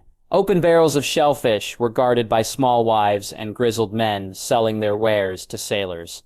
The day was crisp and clear, but the city was as ugly and dirty as ever. The capital of the Seven Kingdoms claimed to be rich, but tens of thousands lived in ramshackle buildings and slums. The captain shouted, and a boat stopped. All the boats stopped. A large crimson banner was unfurled at the mud gate. On the opposite shore, a stately barge made its way across the black water, festooned with half a dozen banners. Jon stood to her left at the bow, a spyglass hidden in this right hand. He motioned to the city wall. A dozen men sat there, on their horses. The shortest one led that pack. The imp, Arya said, Tyrion Lannister, sat on a white palfrey between his squire and sellsword. What is he doing here? He is still the hand of the king. Look carefully at the ship crossing the river. Jon said. Ruzia saw many sigils, a golden hand, a black vulture clutching an infant in its claws, a row of lemons. What's the chicken-like thing with a snake in its beak? A cockatrice. They are said to live in Sothrios, but no one has seen one in a few hundred years. Those banners don't matter. Which one does? Jon asked. That was apparent. One sigil dominated the rest. A gold spear piercing a red sun on an orange field. Arya had never paid much attention to the lineages and histories of the great houses, but even Northmen knew that banner. House Martell. The Dornish are here. Jon played surreptitiously with the spyglass, scanning the boat. He stopped on a cluster of figures at the center of the boat. Wordlessly, he handed the instrument to Arya. An exotic lady in red stood with three very different women. The tallest was a long-legged, muscular warrior wearing breeches and a linen tunic. The second was slim and elegant, with full red lips and pale olive skin, and the third was a golden-haired girl with dimples and a sweet, false smile. And then Arya saw the man. He was older but slender and graceful, with a deeply tanned and lined face, a sharp nose, and lustrous dark hair with only a few streaks of silver. Are those the Martells? Arya whispered. Jon nodded as he took the spyglass back. That is Oberyn Martell, the younger prince of Dorne, and some of the women must be his daughters. The sand snakes? I hear that they can all fight with knives or spears. Ruzia gushed, or a golden heart bow, her brother replied with an amused tone. I should have guessed black hair, black eyes, and a widow's peak. She is not a lord's daughter. Do you know them? Jon? Arya asked with surprise. Not those three, but I know their sister. Jon aimed not at the imp or the red viper, but at the walls and wharves near the river gate. He looked for a long time, until the barge had docked and the Martells and their retainers entered the city. They walked past the shabby wood stalls of Fishmonger Square with their cries of mussels and cockles and clams. The secret tunnels under the Red Keep had many exits, but Arya knew only one passage well, twisting east past the cavern holding dragon skulls to Flea Bottom. That was their destination, but they had many hours before nightfall. They would not march to Flea Bottom directly, but rather wind their way around, going back and forth to make certain they were not followed. Muddy Way was full of begging children. She knew she had been one only 6 moons ago, searching cobblestones for crusts of stale bread. Arya had been lucky. She was fast enough to kill pigeons with her wooden stick sword. They left the wide road before it met the other great streets, making for Weasel Street, where they pretended to ask for a room at an inn for a merchant and his son. They bought food from a pushcart peddler for 12 coppers, 3 tarts stuffed with blueberries and bits of apricots and lemons. They went west, a long and circular path to the Street of Steel through Cobbler's Square and past the brothels on the Street of Silk. Everywhere, there were signs of want and plenty, hungry refugees and frightened small folk scurrying past high stone and timber mansions behind bronze gates, bristling with armed men. A carriage pulled by 2 bay ponies passed them, 2 short, broad-shouldered servants guarding a young girl with a shy smile, a high-class whore, Arya guessed from the bright and revealing dress, being driven to a lecherous master. Her brother's eyes roved about the streets, alleys, and lanes, taking in the many buildings and signposts. "What are you looking for?" Arya asked. "Just thinking about what could be improved. More pipes, more fountains, wider streets, trees, and sturdier buildings. I could take this pile of sticks and mud and make it a city of stone." "King's Landing is a shithole," Arya said. "It doesn't always have to be," Arya snorted. "I think that is beyond even your powers." Jon only smiled back. As the sun fell low in the sky, they finally came to Flat Bottom. Arya had spent many weeks here, in the maze of twisty alleys and unpaved cross streets. They bought fresh hot bread from a baker on the Street of Flour, ignoring the pot shops with their bowls of brown. They ignored the stench of pigsties, tanneries, and stables, mixed in with the sour fragrance of whorehouses and wine sinks. At dusk, they entered the tunnels. They waited until the corridor lightened as their eyes adjusted to the darkness. Arya led the way, her hands touching the rough, unfinished stone and cold earth of the walls. They progressed slowly through dim, gloomy rooms and pitch-black halls. Jon had packed a small hooded lantern and carried wooden torches with tips of sulfur and lime. If they could, they would not use any lights.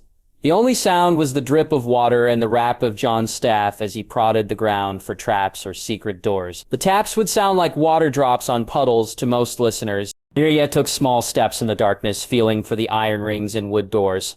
A gust of cold air blew against her face at the end of a long hall, stirring a faint memory. "Jon," she whispered. "This is where I saw them, the 2 men with a torch that were talking about killing the Hand. And where did they go from here?" Her brother asked intently. "Yaxlot, for a moment. They pushed at some slab of rock, and it slid down. I crept after them, and the stone became rocks. I had to wade through the water, and came out, ere the rush. It smelled something foul. Likely you found the sewer, if that way leads to the Blackwater. They clearly know these tunnels. Do you remember more about their talk or the 2 men?" "I am trying," Arya said. "One was stout, but the other was fat. The really fat one with the jeweled rings had an accent from Essos. They said that a second Hand could die, but it was Joffrey that killed father, and they talked about Stannis Baratheon, Lysa Arryn, the Lannisters fighting against the Tullys. Jon, they predicted the war, and this was before the fighting started." Jon's eyes glittered. Even when he was younger, her older brother had a rare ability to focus. He was thinking hard, and Arya hoped desperately that he would discover who had plotted against their family.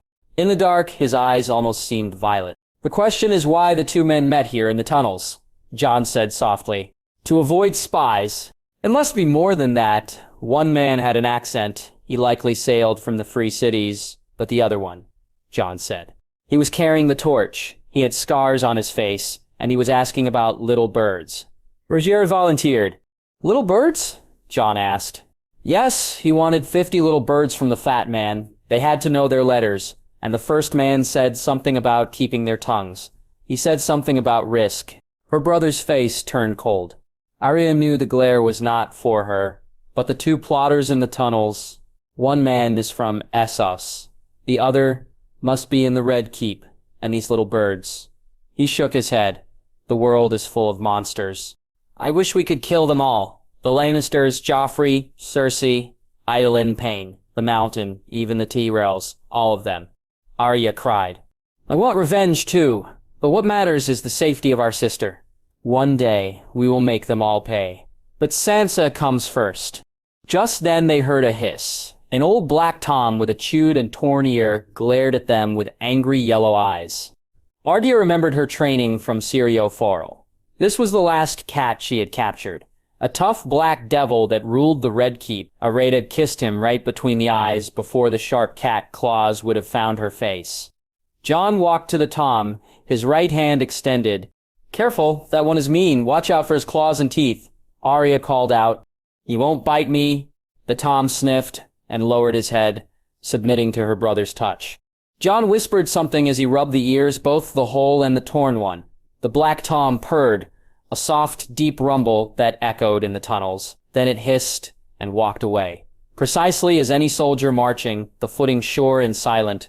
Jon nodded to his sister, and they followed in the dark. The cat led them through dark halls, past red stone walls that seemed to drip with blood, down long circular staircases, and finally to a heavy metal door deep in the bowels of the earth. The walls were damp and splotched, and it was so very cold. Aracha wrapped her wool cloak tightly over her doublet, and the brigandine underneath. The chill was unnatural, bitter and bleak, worse than any nights in the Wolfwood outside Winterfell. Jon opened the door into a monstrous cavern, larger even than the room with the dragon skulls. Arya thought first that the floor was full of large pebbles, but then she realized it was thousands of small canisters, buried in sand, round like a fat orange and made of rough clay, the Tom hissed. Squatting on a pile of stacked jars, like a dragon guarding a hoard, Jon stooped down and unsealed a wax lid. She saw the murky green liquid, oozing at the lip, and smelled the pungent aroma as her brother raised a container. In the darkness, the green illuminated his freshly shorn head and his almost violet eyes. What are you holding? Arya asked. Something rather useful. Wildfire, Jon answered. The old black Tom did not bother to hiss. The other cats in the castle, fat lazy beasts fed by even fatter cooks. Newborn kittens eager to explore and escape their groomed lady cat mothers, jaded mousers lurking outside rat holes and midden heaps, had long acknowledged his sovereignty. Once in a while, a strutting young bravo would snarl and arch its back, only to hastily beat a retreat when battle began. Tyrion was a mean old devil, as vicious as his namesake, the dragon that had once ruled the Red Keep. But the cat was not prowling the chambers and halls of the Red Keep. Instead, he stalked the passages and corridors underneath. At least half a dozen tunnels met and made their separate ways into and out of King's Landing. There were traps, sliding doors, buried levers, locked portcullises hidden in the dark maze. A cat could see, hear, and smell far better than a human. Even the whiskers sensed the movement of air to more easily detect anything odd in the walls, floors, and ceilings. Belladirian had no troubles navigating the gloom. There were many levels to the network of passages and tunnels, and there were doors often concealed that opened to circular staircases leading into different areas of the Red Keep. The old cat had found the dungeons of the Black Cells, the rungs that led from the chamber of the three-headed dragon to the master bedroom of the Tower of the Hand, and the cellars of the White Sword Tower. Berlion had found several exits as well. One long passage went west from the castle, terminating in the stench of flea bottom and the redolent perfume of whorehouses. Two tunnels went south to the river, while another led to a narrow path of handholds that faced Blackwater Bay and the narrow sea. Balerion passed through a hall filled with faded red and black tapestries into a room full of skulls, dragon skulls. The empty eyes of the heads watched as he leaped over ridges of black teeth and bony white horns. He made his way up the corridor to the light and noise. A long, long time ago, he had attended court with his mistress, a smiling little girl, dark-haired, olive-skinned, and bright violet eyes. The girl had loved him greatly before being taken away by monsters. He remembered faintly what was ahead, a giant cavernous chamber with a monstrous structure that ruled the room. Even a cat would fear the pile of sharp spikes, jagged metal, and half-melted swords. The Great Hall was the grandest room in the Red Keep, and the Iron Throne was the most striking part of the hall, a steel spire resting on an iron dais at the end of a long red carpet that stretched from massive oak and bronze doors to the throne. The secret door opened behind the Iron Throne into the tunnels, a way used only by the Targaryen kings.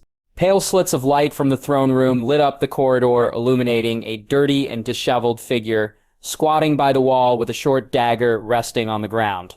The young boy marked a slate board with a pointed stylus as he held his ear to the wall. This was one of the little birds the fat man sold, a child whose tongue had been cut out to reduce the risk of telling secrets to others. Tyrion sat and watched, his rage growing hot. Ned Stark watched as the wildfire oozed through the bunghole of the cask. Last night, Jon had awakened a shopkeeper on River Row near the docks and the mud gate to buy barrels. The cooper's eyes lit up when presented with a fistful of golden dragons, and the man had offered his best wares, casks. Well built enough to hold whale oil harvested in the shivering sea. Jon had bought a dozen different barrels, all banded with metal hoops as well as seals, stoppers, and spigots. The shop owner had even thrown in a wagon, a mule, and 2 wheelbarrows to cart away their goods. It took a long time even to fill a small cask. The chill in the dank vault kept the wildfire murky and thick. Heat would make the liquid flow more easily, but any spark or flame could lead to a fire. Jon had explained that wildfire expanded with great violence and could explode outwards into a massive conflagration. Arya had the time to be careful. They would move the barrels from the chamber when they were ready. Her brother woke, and his eyes opened and closed, the milky white fading as he stretched his arms in a yawn. Arya wondered if she would ever be able to warg as easily as Jon. I found many of the passages in the Red Keep. There is one below the Tower of the Hand where several tunnels meet. It is a small chamber with a red and black mosaic of House Targaryen, and you climb up a long staircase. It leads to the bedchamber, Jon said. Whose bed? Arya asked. She sealed the cask with a metal bung, most likely the hand of the king. The passages were built by Maegor the Cruel. I think he used them to spy on his small council, Jon said. Rizier bit her lip. If the passage leads there, couldn't we go tonight to kill the imp, rescue Sansa, and burn down the tower with wildfire? We could kill Tyrion in his sleep, but that is not rescuing Sansa. The Hand's bedchamber will be guarded from the outside. We would need to slay his men, find Sansa's chamber, and then kill her guards. Doing that without raising the alarm would be hard, Jon replied. Even guards need to sleep. I can stab them with needle and gram, Arya said. Jon shook his head. We do not know where Sansa is in the tower. If her chamber is near, then we might rescue her. But her bedroom might be a floor lower. Once any alarm is raised, Sansa is lost to us. And if we use wildfire on the tower, we may kill everyone in the tower, including ourselves and Sansa. But Jon, what about the wildfire? Arya said, pointing to the full casks. What about it, sister? How will we use it? Jon chuckled, very, very carefully. We don't want to kill ourselves. Wildfire, like dragons, are best used sparingly. Do you know how the Targaryens used wildfire in battle? No, Arya replied. That is because they did not. After Aegon the III, the Targaryens had no dragons, so they commissioned the Alchemist Guild to produce wildfire. The pyromancers built Aegon the unworthy 7 dragons out of wood and steel, full of pumps and tubes to shoot jets of wildfire. They meant to invade Dorne. It was a terrible failure. The dragons exploded in the Kingswood, burning everyone alive, Jon said. What went wrong? Arya said. Many things, but the simplest point is that when wildfire is hot, it explodes into flame. Dorne is the hottest region of Westeros. Aegon the Unworthy was an idiot, and the Alchemists Guild are a pack of fools, Jon said. But are we going to use wildfire against the Lannisters? Arya said. Yes, but not how they expect. Surprise is the best weapon. We cannot simply burn everything. For one, wildfire is treacherous and difficult to wield, a sharp wind, and the flames will turn on the user. And 2, I swore an oath to Owen Fossaway that no Tyrells would die, Jon said. But, Jon, if we can kill Joffrey or Tywin, that would be tempting. But an oath is an oath. I gave Owen my word. I would keep it if I can. Without our honor, we are not better than our enemies. Jon said, the Lannisters have no honor. They pushed Bran off the wall.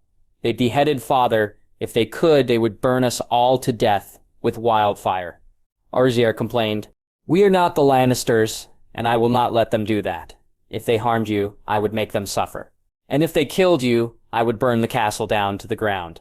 All their castles, the Red Keep, Casterly Rock, the Golden Tooth. Every stone house, Lannister claimed from here to the Sunset Sea. But let us not worry about that. We have much to do. Jon scratched a crude map on the sand. Do you know where we are? The Dragon Pit. I saw the light coming down through the dome, Arya said. Right, the pit is on Rhaenys Hill, next to Flea Bottom and the Street of Silk. Study the tunnels from here to the Red Keep until you can walk them with ease. When you escape with Sansa, you must be swift and certain in your steps, Jon said. You won't be with us? Arya asked. No, I have another role to play. We will meet at the docks. You are the only one I trust with our sister, Jon said. Arya nodded. She was not afraid of the dark. She thought carefully about the route to freedom. The 3-headed dragon mosaic, the chamber of dragon skulls, the tunnels of unfinished stone that curved west, the exit into the Street of Silk. She would not fail, Sansa. Tyrion looked out the window as the carriage turned right on the Street of the Sisters.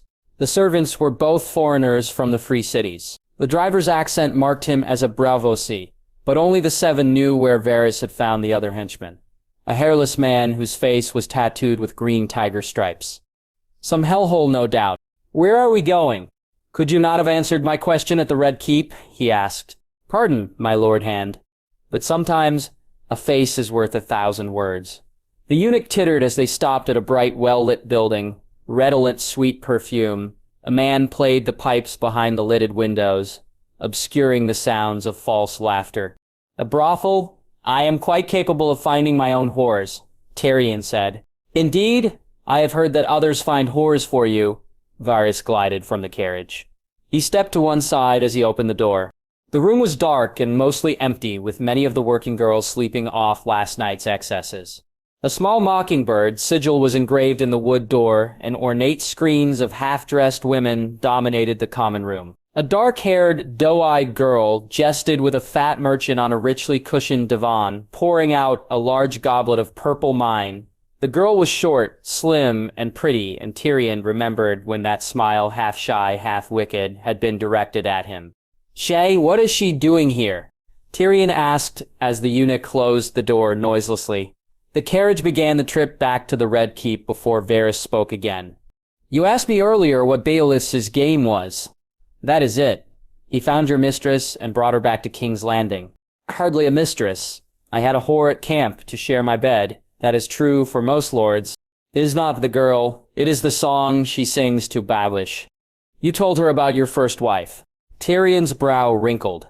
One night, when he was drunker than usual, he had told Bronn and Shay about the whore that pretended to be a crofter's daughter and his father's displisser. But why should that matter to Baelish? What of it? That was many years ago. Varys looked at him quizzically. You were married to her by a septon? Yes, but only for a fortnight. My father made sure of that. Tyrion said. You are not Aegon the Conqueror. You cannot be married to 2 women. But my father said the marriage was undone. A befuddled Tyrion said, to be young and foolish. Varys spoke languidly, like a teacher to a particularly slow but well-liked child. There are 4 ways the faith of the 7 allows a marriage to end. The king can set it aside. The High Septon or his Council of Faith can annul the vows. The bride can join the Silent Sisters, or you can join the Night's Watch and freeze to death on the wall. I assume you do not intend to take the black. The Septons claimed it was as if we had never wed. Tyrion exclaimed. Your father's Septons? They are not the most devout, I am afraid. Only the High Septon, or the king, can absolve your marriage. Now the late unlamented Septon was fat and corrupt, and a gift to the faith would be enough to make him do your bidding. But the High Sparrow has been chosen, and he is no puppet. He could declare your marriage invalid, Varys said. Baelish would not dare speak to the High Septon. He knows that he cannot afford to provoke my lord father, Tyrion said. Littlefinger is not accusing you. He wants others to do that. That is why he spoke to Joffrey about your first marriage. That is why Shae works at his brothel. Who else will she tell? When the crumbs litter the ground, the birds will peck and find the trail, Joffrey. Your sister, the Tyrells. They will know soon enough, and they may tell the High Sparrow. Varys said, so the Faith and other lords think badly of me. What else is new? They already call me a demon monkey behind my back. I am a Lannister. My name will protect me, Tyrion said. Even the Targaryens had trouble with the Faith. Your father may be feared now, but how long will that last? The new High Septon could order you arrested and put on trial for bigamy. What if Littlefinger finds a whore who claims to be Tasha? Varys said. Then Baelish is a liar, Tyrion said. Of course he is. But it would be your word against hers. My little birds tell me that a procession of whores will attend your wedding. Among them will be Shae and other ladies of the night. Perhaps the Septon will think one of them is Tysha. Varys said. Tyrion scoffed. Tasha does not look like Shae. My wife was no courtesan. And how would a whore make it to the Red Keep during a wedding? Your nephew is king. He would enjoy humiliating you. Joffrey might not put you on trial himself. But he would laugh if you were dragged down by a whore. All Baelish needs to do is to cover his tracks and let others accuse you, Varys said. Tyrion grimaced. He would clearly need to pay Baelish back for his schemes.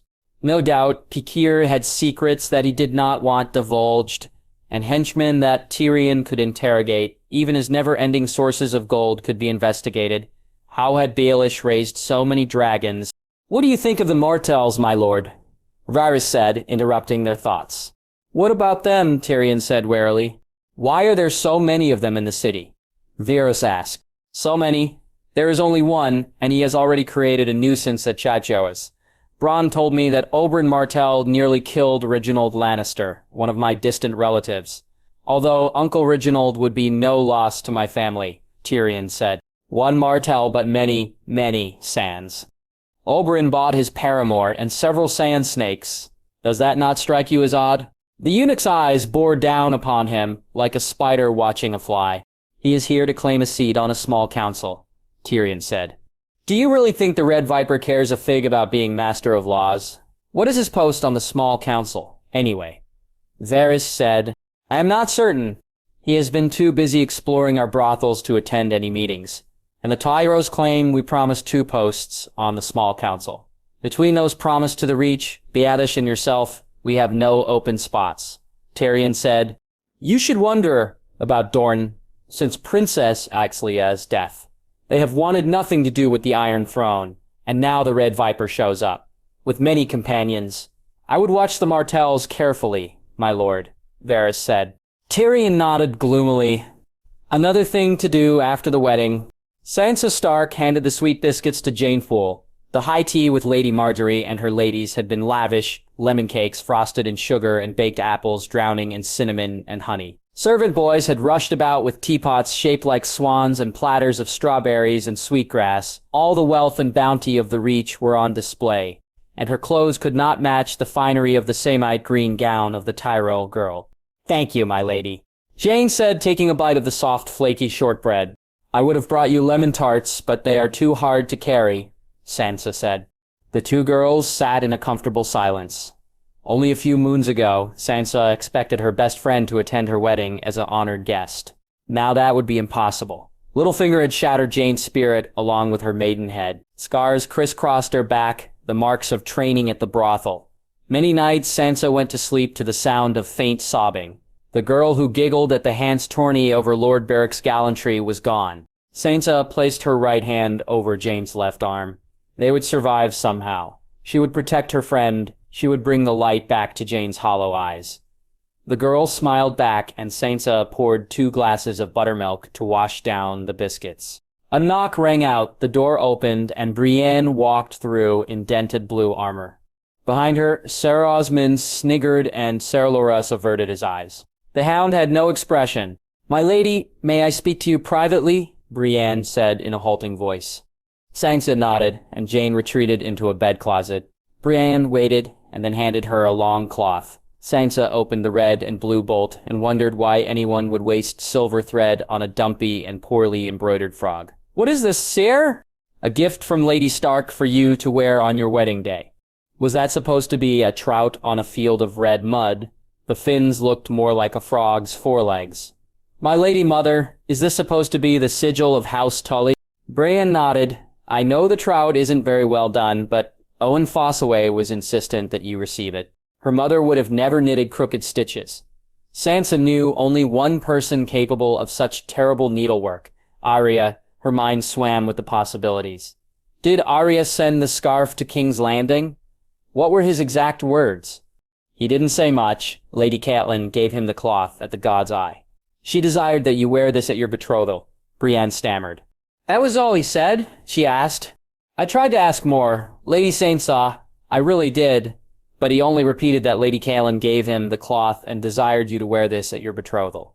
I pointed out that, while this could cover your head, it was hardly a maiden's cloak. I don't see how you can wear this at the wedding without giving insult to the Lannisters. A flustered Brienne said.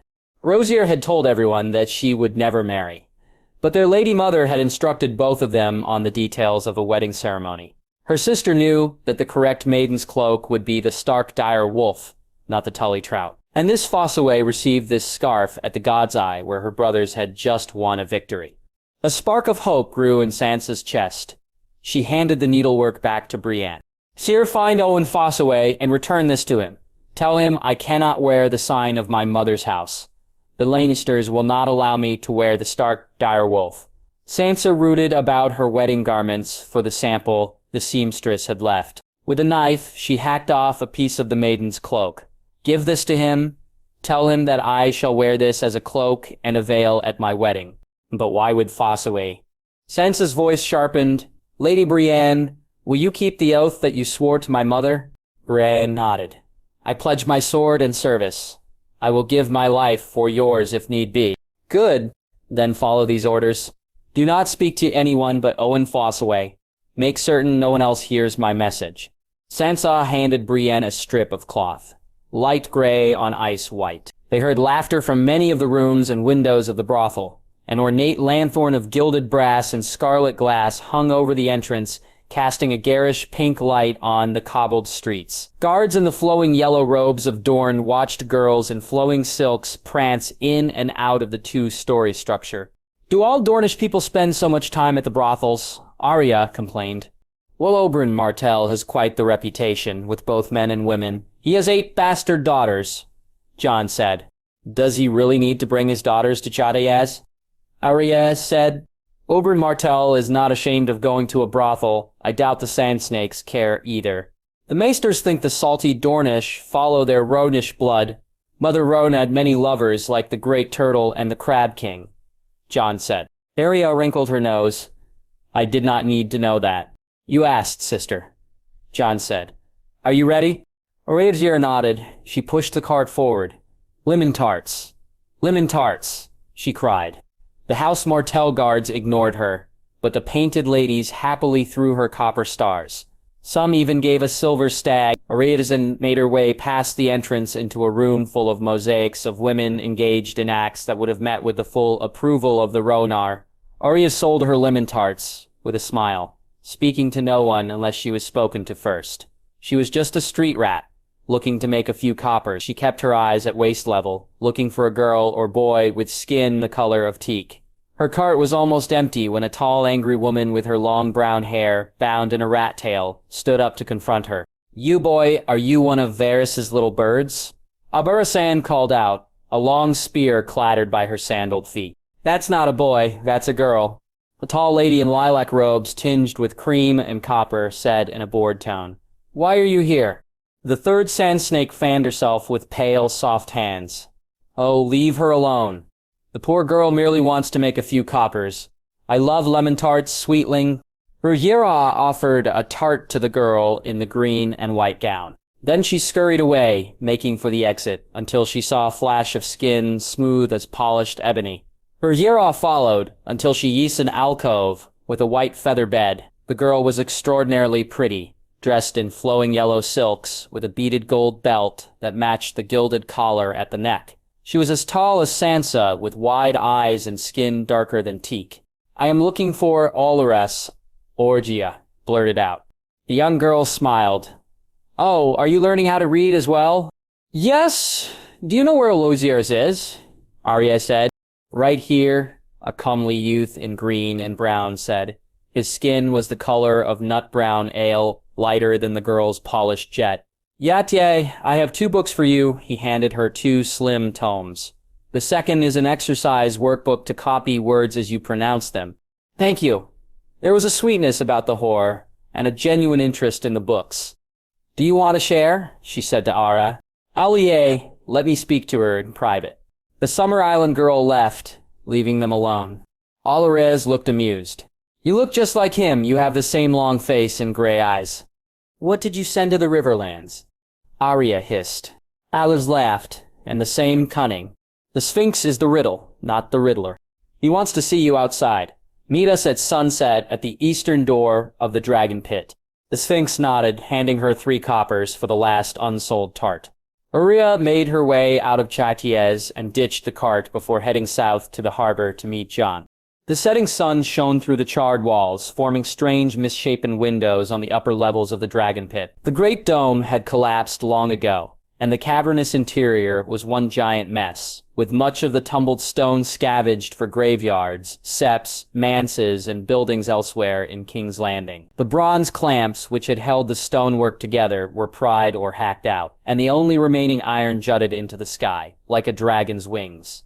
It was a cruel jape, Jon thought. Had the pit been open to the sky on that fateful day, some of the royal dragons might have escaped. Instead, they all died at the hands of crazed small folk, led by an even more deranged prophet.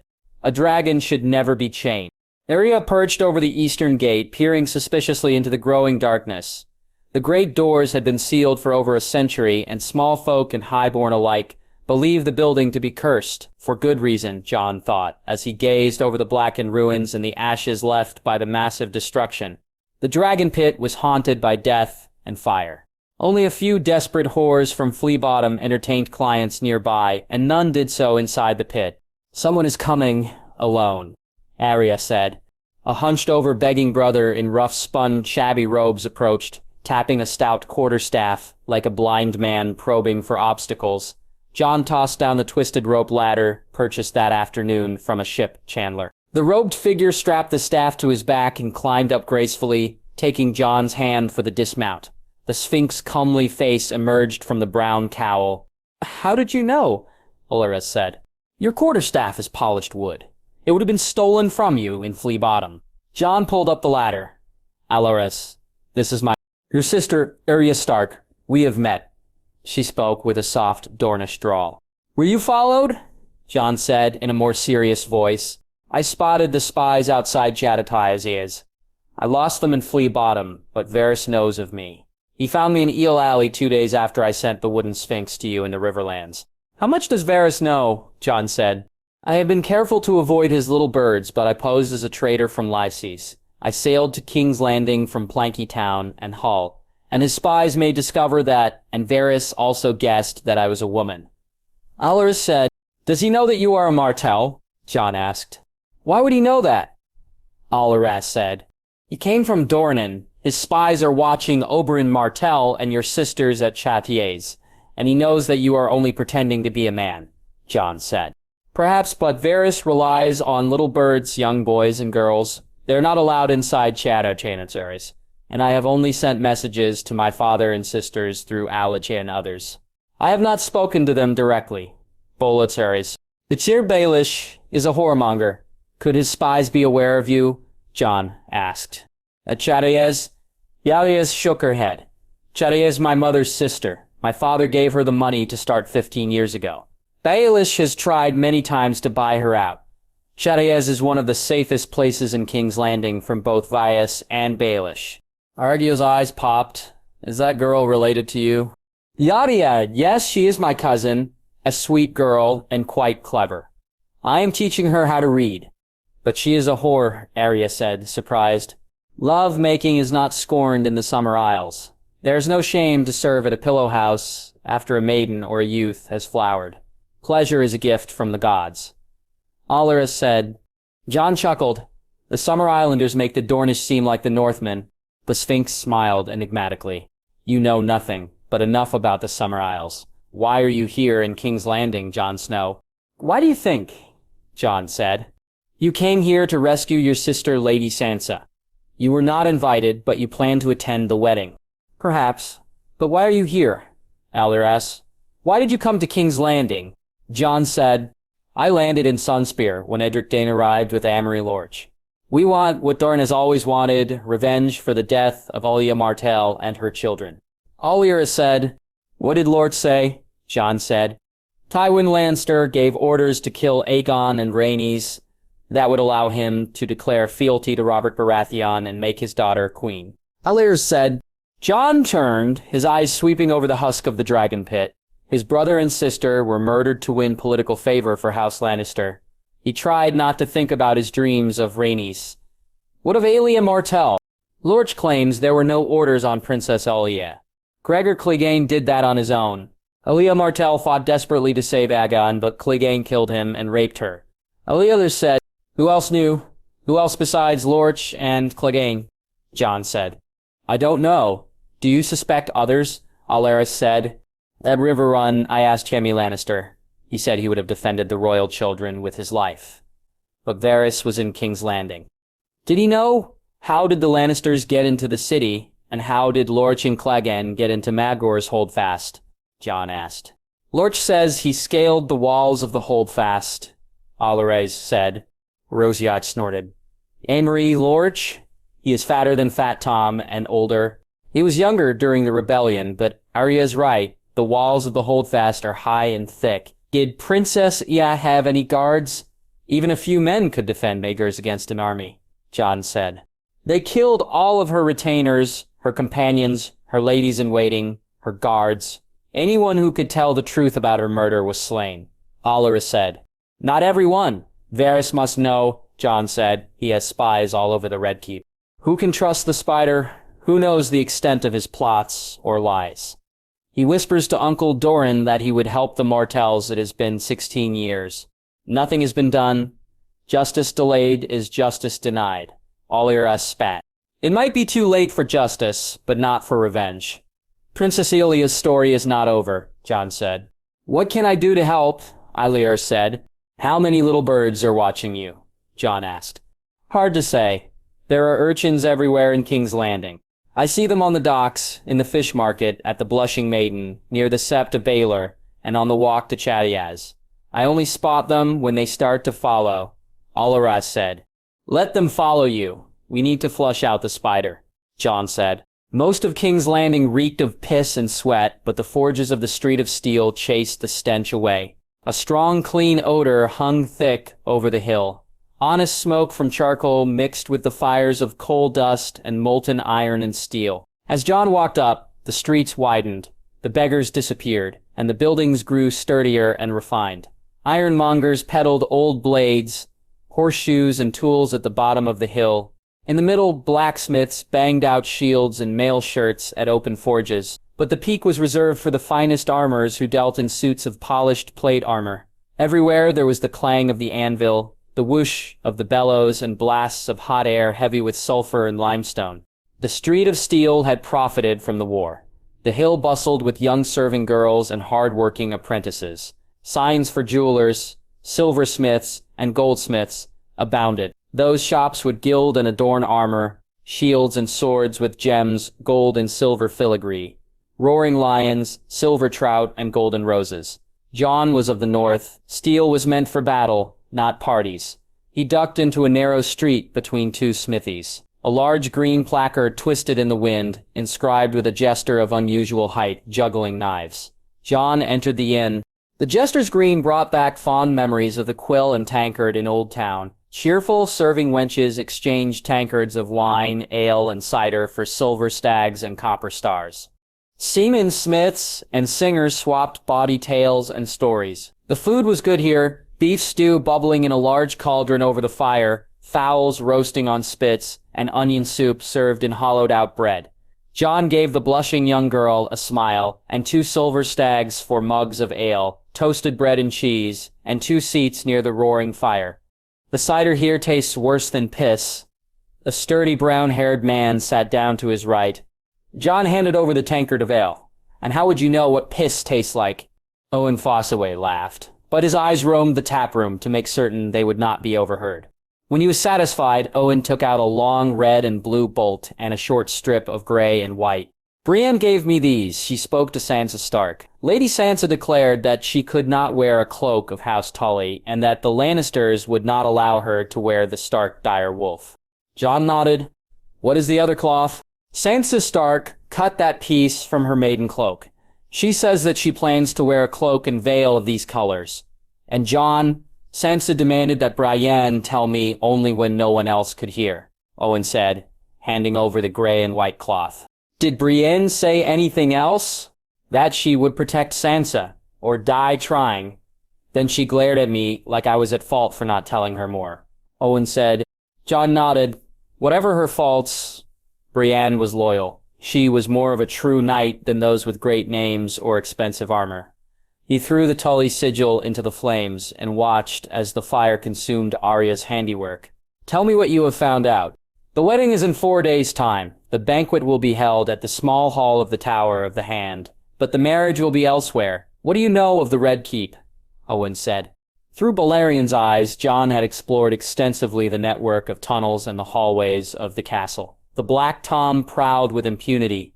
Still, 3 days was not enough to uncover all the secrets of the Red Keep. Just tell me everything, leave nothing out. The Red Keep has a central set of stairs that separates the 2 levels. The Tower of the Hand, the Macor's Holdfast, the small council, and the courtyards are below the steps. The Great Hall with the Iron Throne, the White Sword Tower, the Godswood, the Maiden Vault, and the Royal Sept are above the steps. Tyrion and Sansa will walk from the Tower of the Hand to be married in the Royal Sept. Only after the wedding is done will they go back to the small hall for the banquet, Owen said. So, they walk up the steps in the afternoon, and then return down the steps near sundown. Owen nodded. He looked eager to say more. What is in the Royal Sept? Jon asked. The usual 7 walls for the 7 aspects of the faith. There are candles on each altar and a burning brazier in the center, Owen answered. And who is guarding Sansa? She has 4 main guards. 1 of regular size, Loras Tyrell, and 3 giants. Brienne, Ser Osmond Kettleblack, and the Hound. Owen said. Kettleblack? Who is he? Jon said. Some lackey of Cersei. They say the queen wishes him to join the White Cloaks. Big, broad, dumb as a stump. As tall as Clegane? Jon asked. No one is the size of the Clegane brothers. Kettleblack is as tall and broad as Brienne, and his sigil is a fucking black kettle. Jon smiled. Your coat of arms is a red apple. Apples are important. They feed people. They are the best fruit, a gift of the 7 to the Reach. A red apple is much better than a black kettle. If you say so, Owen, how many will attend the wedding? The Royal Sept can only hold 100 comfortably, but that is not the most interesting thing. There are stories about Tyrion Lannister that he is still married to a Lannisport whore. So King Joffrey intends to bring whores to the castle, to shame his uncle. Owen blurted out. We're to attend a wedding in the Red Keep. Surely they will not be allowed into the Sept. The whores would not be allowed in the Great Hall or the Sept, but on the way to the Sept, there are courtyards and a lower bailey. It will be a walk of shame to show that the imp is a whoremonger. Owen said. How many whores do they plan to bring? An intrigued Jon asked. I do not know. The tax allows. Lannisters and Martells will be in the Sept, but there are hundreds, perhaps thousands more in the keep. Lord Yeggs, knights, guards, servants, even wealthy merchants. They will line the hallways and corridors in the lower castle, Owen said. Jon shook his head. Why would Tywin Lannister allow such a thing? To teach his son a lesson. To show that despite the defeats in the Riverlands, he is still a man to be feared. If he would do such a thing to his son, what will he do to his enemies? Owen said. Cruelty is not strength.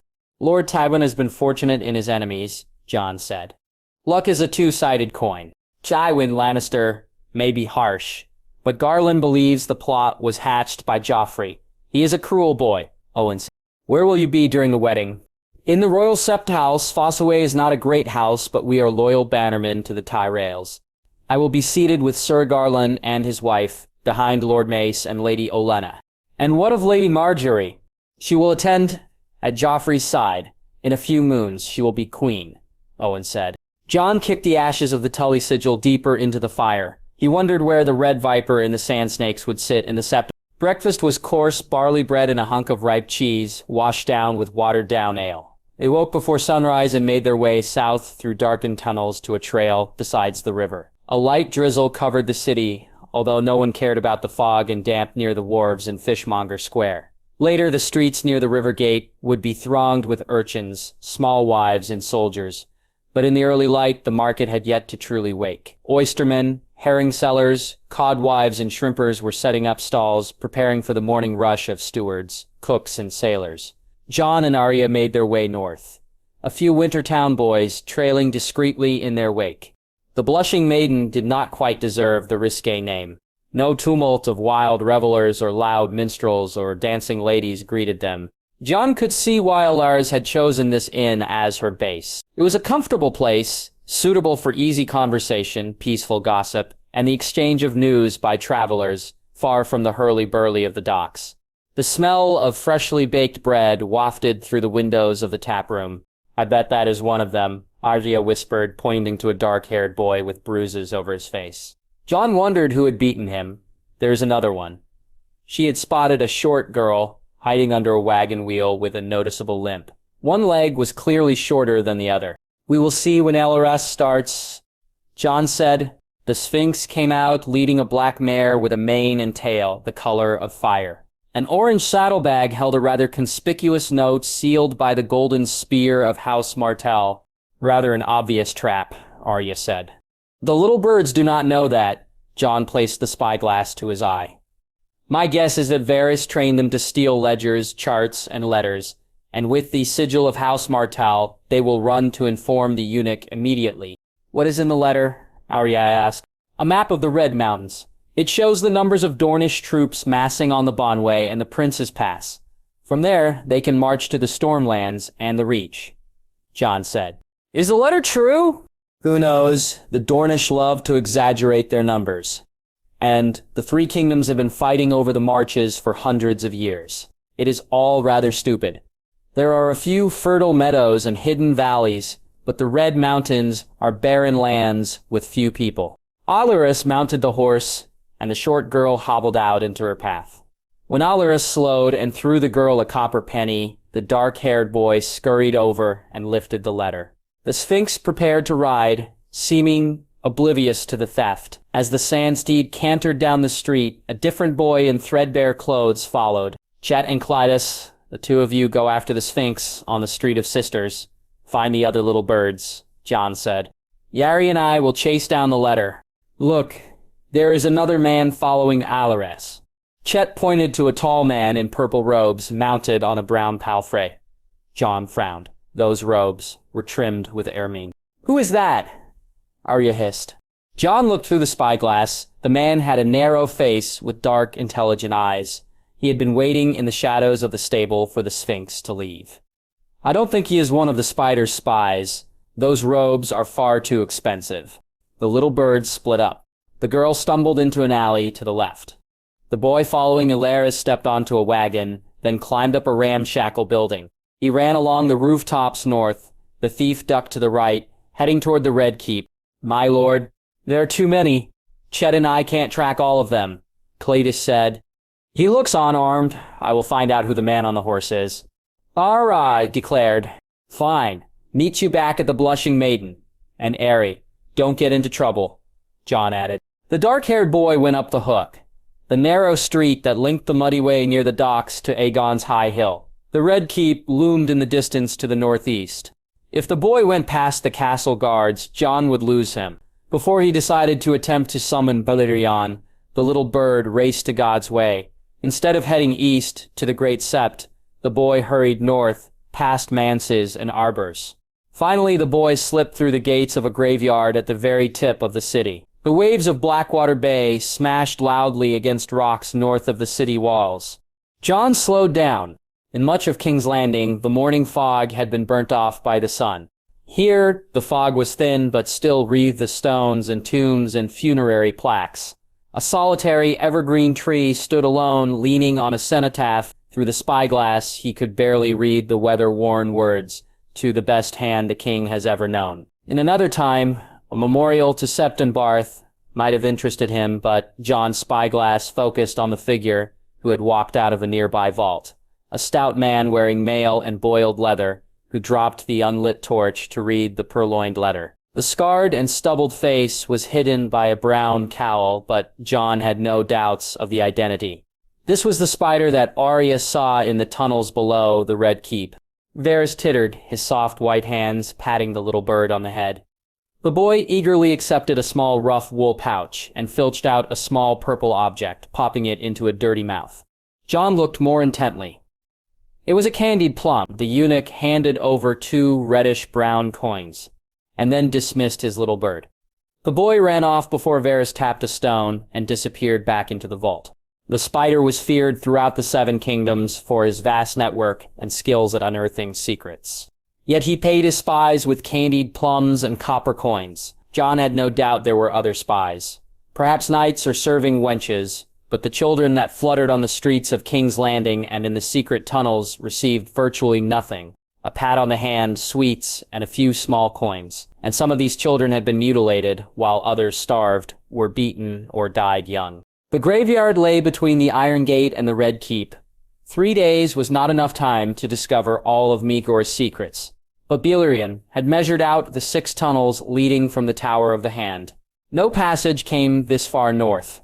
No passage exited in a cemetery. Somehow, one of the spies had sent a message, and the spider had come out of the Red Keep to meet the boy. Jon waited patiently until he was certain the eunuch was long gone to tap the panel and enter the tunnel.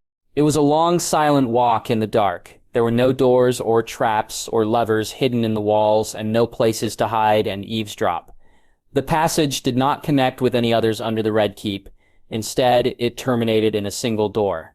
Then Jon understood. Maegor wanted no rats in his own walls.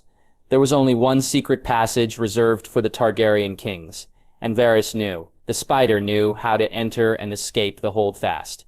He had not informed Princess Aelia or saved Rhaenys. Jon thought long and hard on the return back to the graveyard. Jon found Arya wandering near the bottom of the street. Her interest piqued by the exotic weapon hanging on a wooden rack with other, more mundane swords. It had a long crescent moon-shaped blade with a thick handle, half sword and half scythe. "That is a Dothraki Arek," Jon said, slipping behind his sister. "Is it useful in battle?" Arya asked. "The Dothraki certainly believe so. A curved blade can sweep down, so with the force of a charge, the Araki can inflict great damage. But it has drawbacks when fighting on foot. Good armor is only vulnerable at a few points. The neck, the eyes, the armpit, and the joints. Thrusting is easier than slicing on the battlefield. Deadlier too," Jon said. "So, stick them with the pointy end," Arya said. "That is how the water dancers fight," Jon said. "Chet and the others are still looking. They have found a dozen birds so far." "And what about you?" Jon said. The man in purple followed Alares for a while, but left her near Flea Bottom. He went to the Street of Silver instead. I caught his name when he spoke to the owner of the Silver Eel, Tycho Nestoris. He serves the Iron Bank. Arya said, "The Iron Bank of Braavos? What is he doing in King's Landing?" Jon asked. Not gambling, he took out a small lacquered box and disappeared behind a heavy guarded door. "He left the Yarrow only 10 minutes later," Arya said. "Was there any expression on his face? Did he still have the box?" Jon asked. Arya scrunched her nose. "I think I saw the outline of the box in his saddlebag." There was a tiny hint of anger, but he remained calm, like father before he was executed. "That is very strange. Men who serve the Iron Bank do nothing without reason," Jon said. He remembered Archmaester Mathor's history of the Iron Bank. "Couldn't he just be collecting some debt?" Arya said, "The Iron Bank lends to princes and kings. They would not send a banker from Braavos because a shopkeeper could not pay. Tycho Nestoris must be here only because the interests of the Iron Bank are at stake. All the gambling dens on the Street of Silver are nothing compared to a single vault of the Iron Bank, Jon said. So, what does this all mean? Arya said. I don't know. There are too many plots in this city, and we have too little time. We can't unravel all the mysteries of King's Landing. But I found the spider with his little bird. He is the man you overheard 6 moons ago. Jon stopped to collect his thoughts before continuing. We have only 3 days left, and a great deal to do. Let's go north. We have a purchase to make. I thought Ched and Cletus were dealing with that. They have their orders, but we need something else. After a long walk, they arrived at the Street of Flour, the sweet smell of sugar, honey, and molasses permeating the air. Below the street, children begging for bowls of brown in the maze of twisted alleys of Flea Bottom. Buildings leaned over, exhausted on their last legs and seemingly ready to fall. Arya turned her head away. Are you all right? Jon asked. Bad memories. I killed pigeons here on these cobbled stones. I was so hungry, and I was one of the lucky ones. I didn't starve, Arya said. The Hill of Rhaenys separated the wealthy lords facing the Red Keep from the slumdogs dwelling in the bottom. You survived, Jon said. Some of these children won't. They say King's Landing is the wealthiest city in the 7 kingdoms. So why are so many so poor? Arya complained. It was a hard question.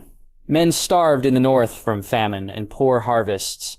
But in King's Landing, a noble could eat lamprey pie, honeyed ham, and roast swans stuffed with mushrooms and oysters, while servants had only stale bread to eat. The poor in Flea Bottom had even less. Jon shrugged. We cannot change the past, only the future. But we can feed children. I hear they like candied plums. Let us buy all the bags that the bakers will sell. Yardia shuffled on the balls of her feet, both legs bent, and then lunged. The target dangled from the ceiling of the vault under the dragon pit, illuminated by a solitary torch. Needles stabbed through the riser of the great helm and broke the links of the mail coif underneath. The short and slender rapier was not strong enough to penetrate through the back of the helm. Jon raised his head as sisters grimace. It is unlikely he will wear a full helm at the wedding. If he does, slitting the throat will be easier. She chewed her lip. I just want to make sure I do this correctly, Jon sighed. I wish I didn't have to ask this of you, but we need multiple ways out, and I am playing another role. He was filling the handle of a silver and gold stick and ball with wildfire. The holes on the mace, like ball, were sealed with cork. It is a good plan. Don't worry about me. I have killed before. Arya said firmly. Her brother nodded and returned to his task. Satchels full of wildfire rested on the sand, and it was a good plan. The wildfire in the casks had been put into place.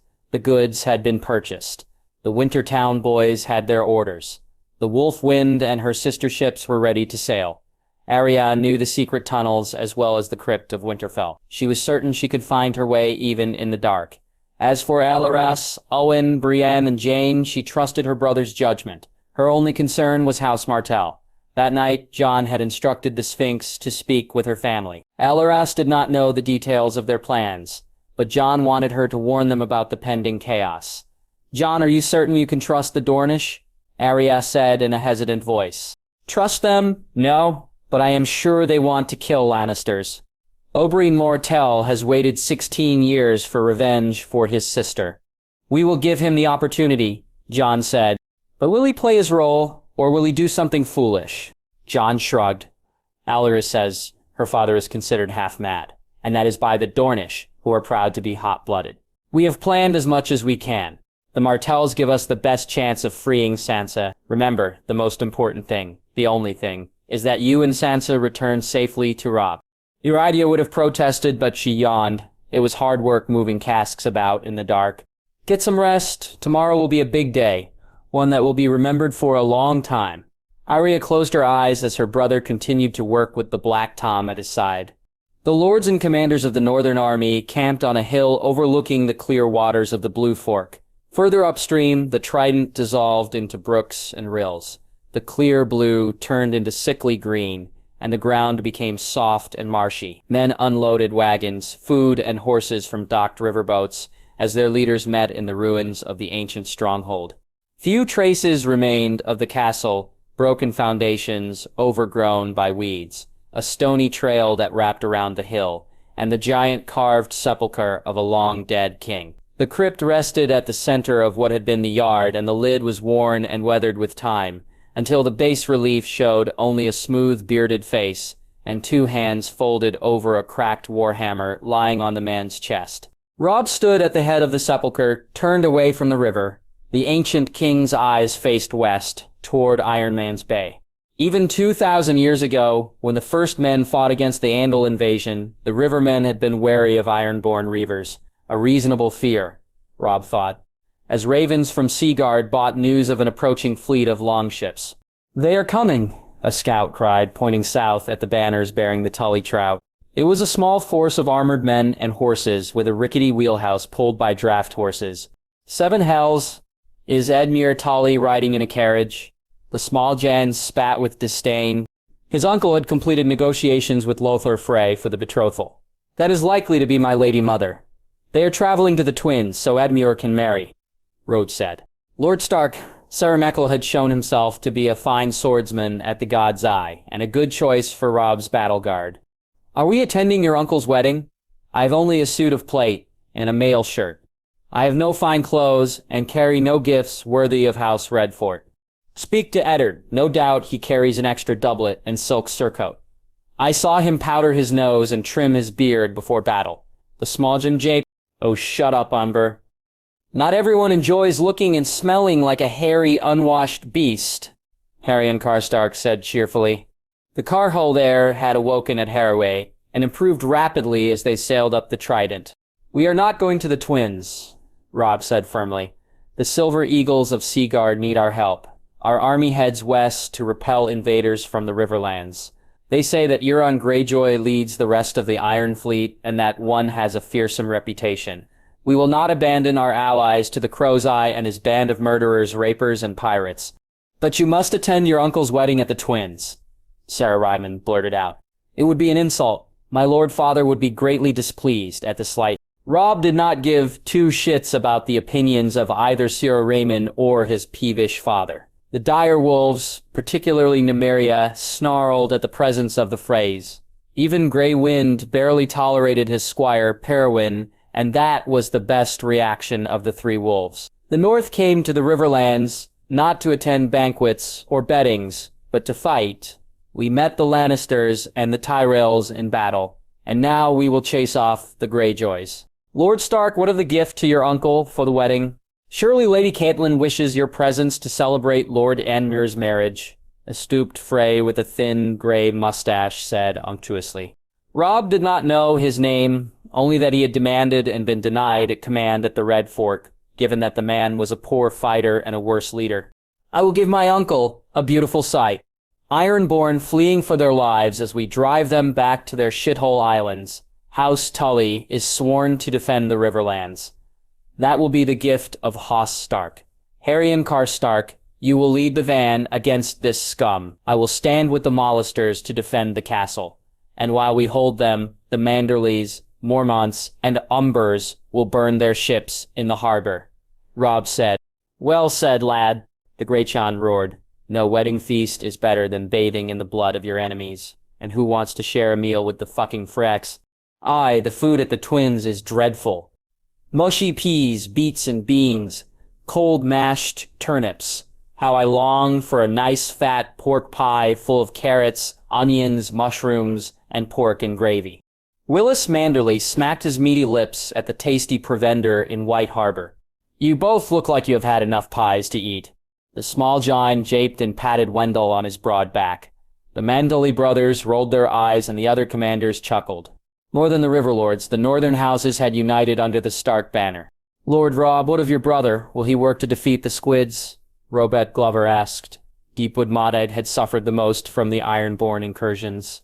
"My brother Jon is elsewhere, my lords, and he has much to do in the Riverlands south of Harrenhal." The northern lords grumbled, clearly desirous of news on the Maester. Robb refused to disclose any details, and the meeting ended with annoyed Freys, happy Mallisters, and Northmen ready and eager for battle. Robb was still thinking over the crypt when a woman with long brown hair entered the clearing, dressed in a plain gray robe. Grey Wind trailed behind, the mighty dire wolf's yellow eyes following her every step. "Lady Catelyn has left the wheelhouse. She is with her brother and the Freys," Talisa said.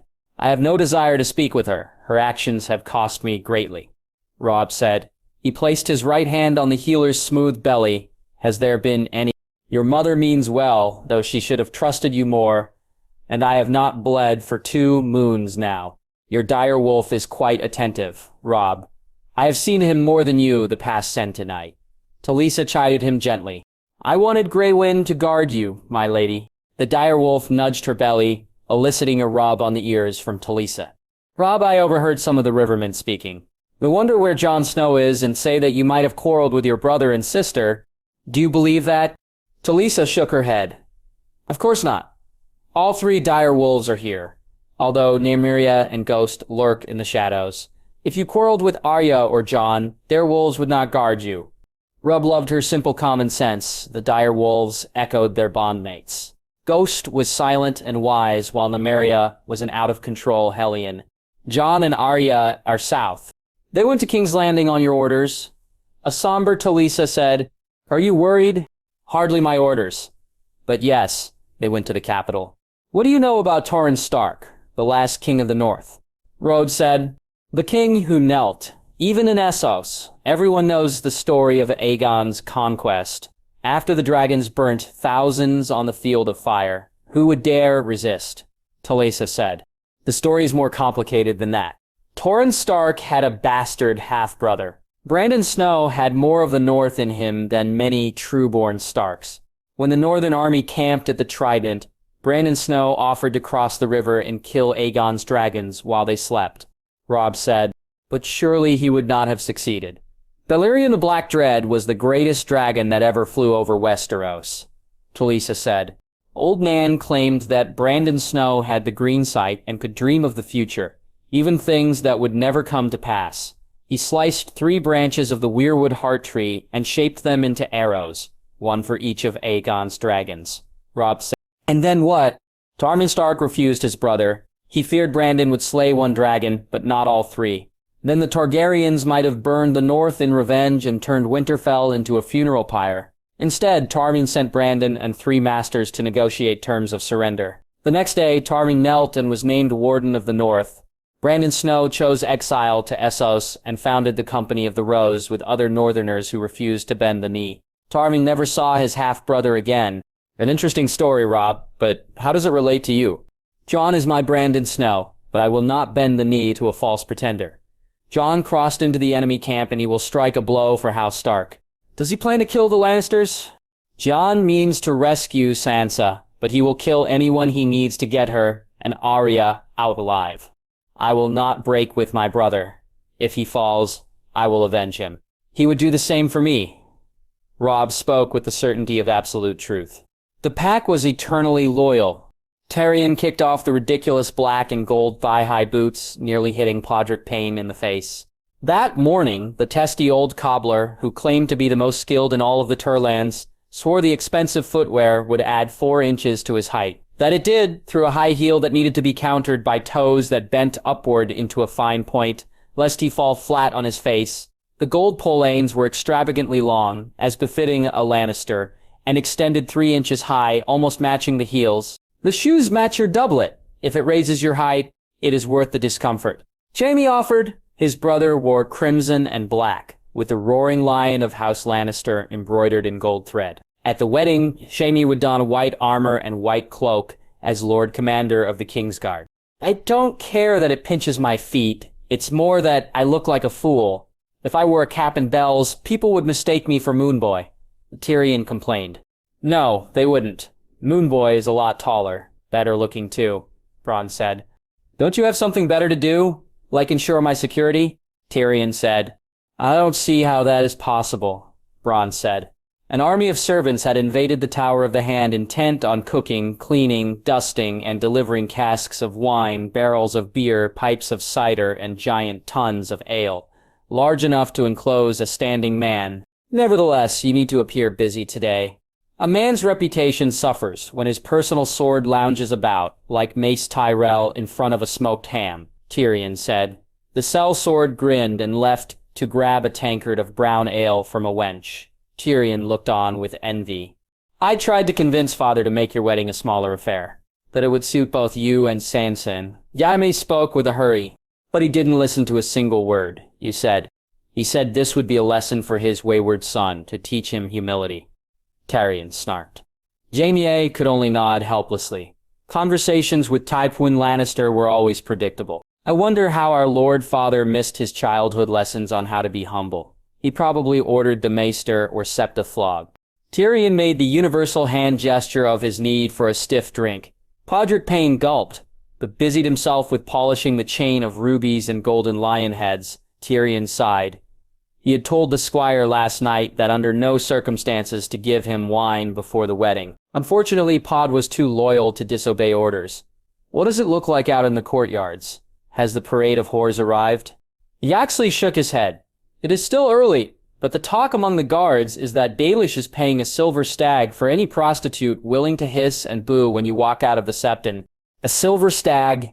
Every brothel worker in Flea Bottom will rush the castle to mourn my nuptials. The city will go begging for whores. Even my cock cannot service so many. Only well-dressed ladies of the evening will be allowed. No slatterns can pass the gates.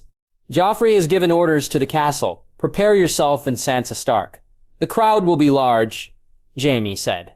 Lady Sansa has not spoken to me for days. She spends all her time looking out the window at the river or sowing a dire wolf. And as for the crowd, all my life I have suffered their scorn. Today, I merely need to do it without wine, at least not until dinner. My first marriage bought me a few weeks of happiness. Tonight, the only hope is Arbor Gold. I intend to get so dead drunk that even the mouths of a dozen whores could not wake me, Tyrion said. At Chadiaz, the Sand Snakes donned the loose, layered robes of satin and silk designed for the hot, dry Dornish sun. The clothes revealed a great deal of skin, a glimpse of a side breast, a slit showing an olive-colored thigh, and a low-cut neckline that displayed both substantial cleavage and even more of their strong, smooth backs. They wore copper and gold, Obar a belt of copper suns, Nymeria a cream and copper silk cape, and Tywin 2 ornate snake bracelets with copper and gold scales.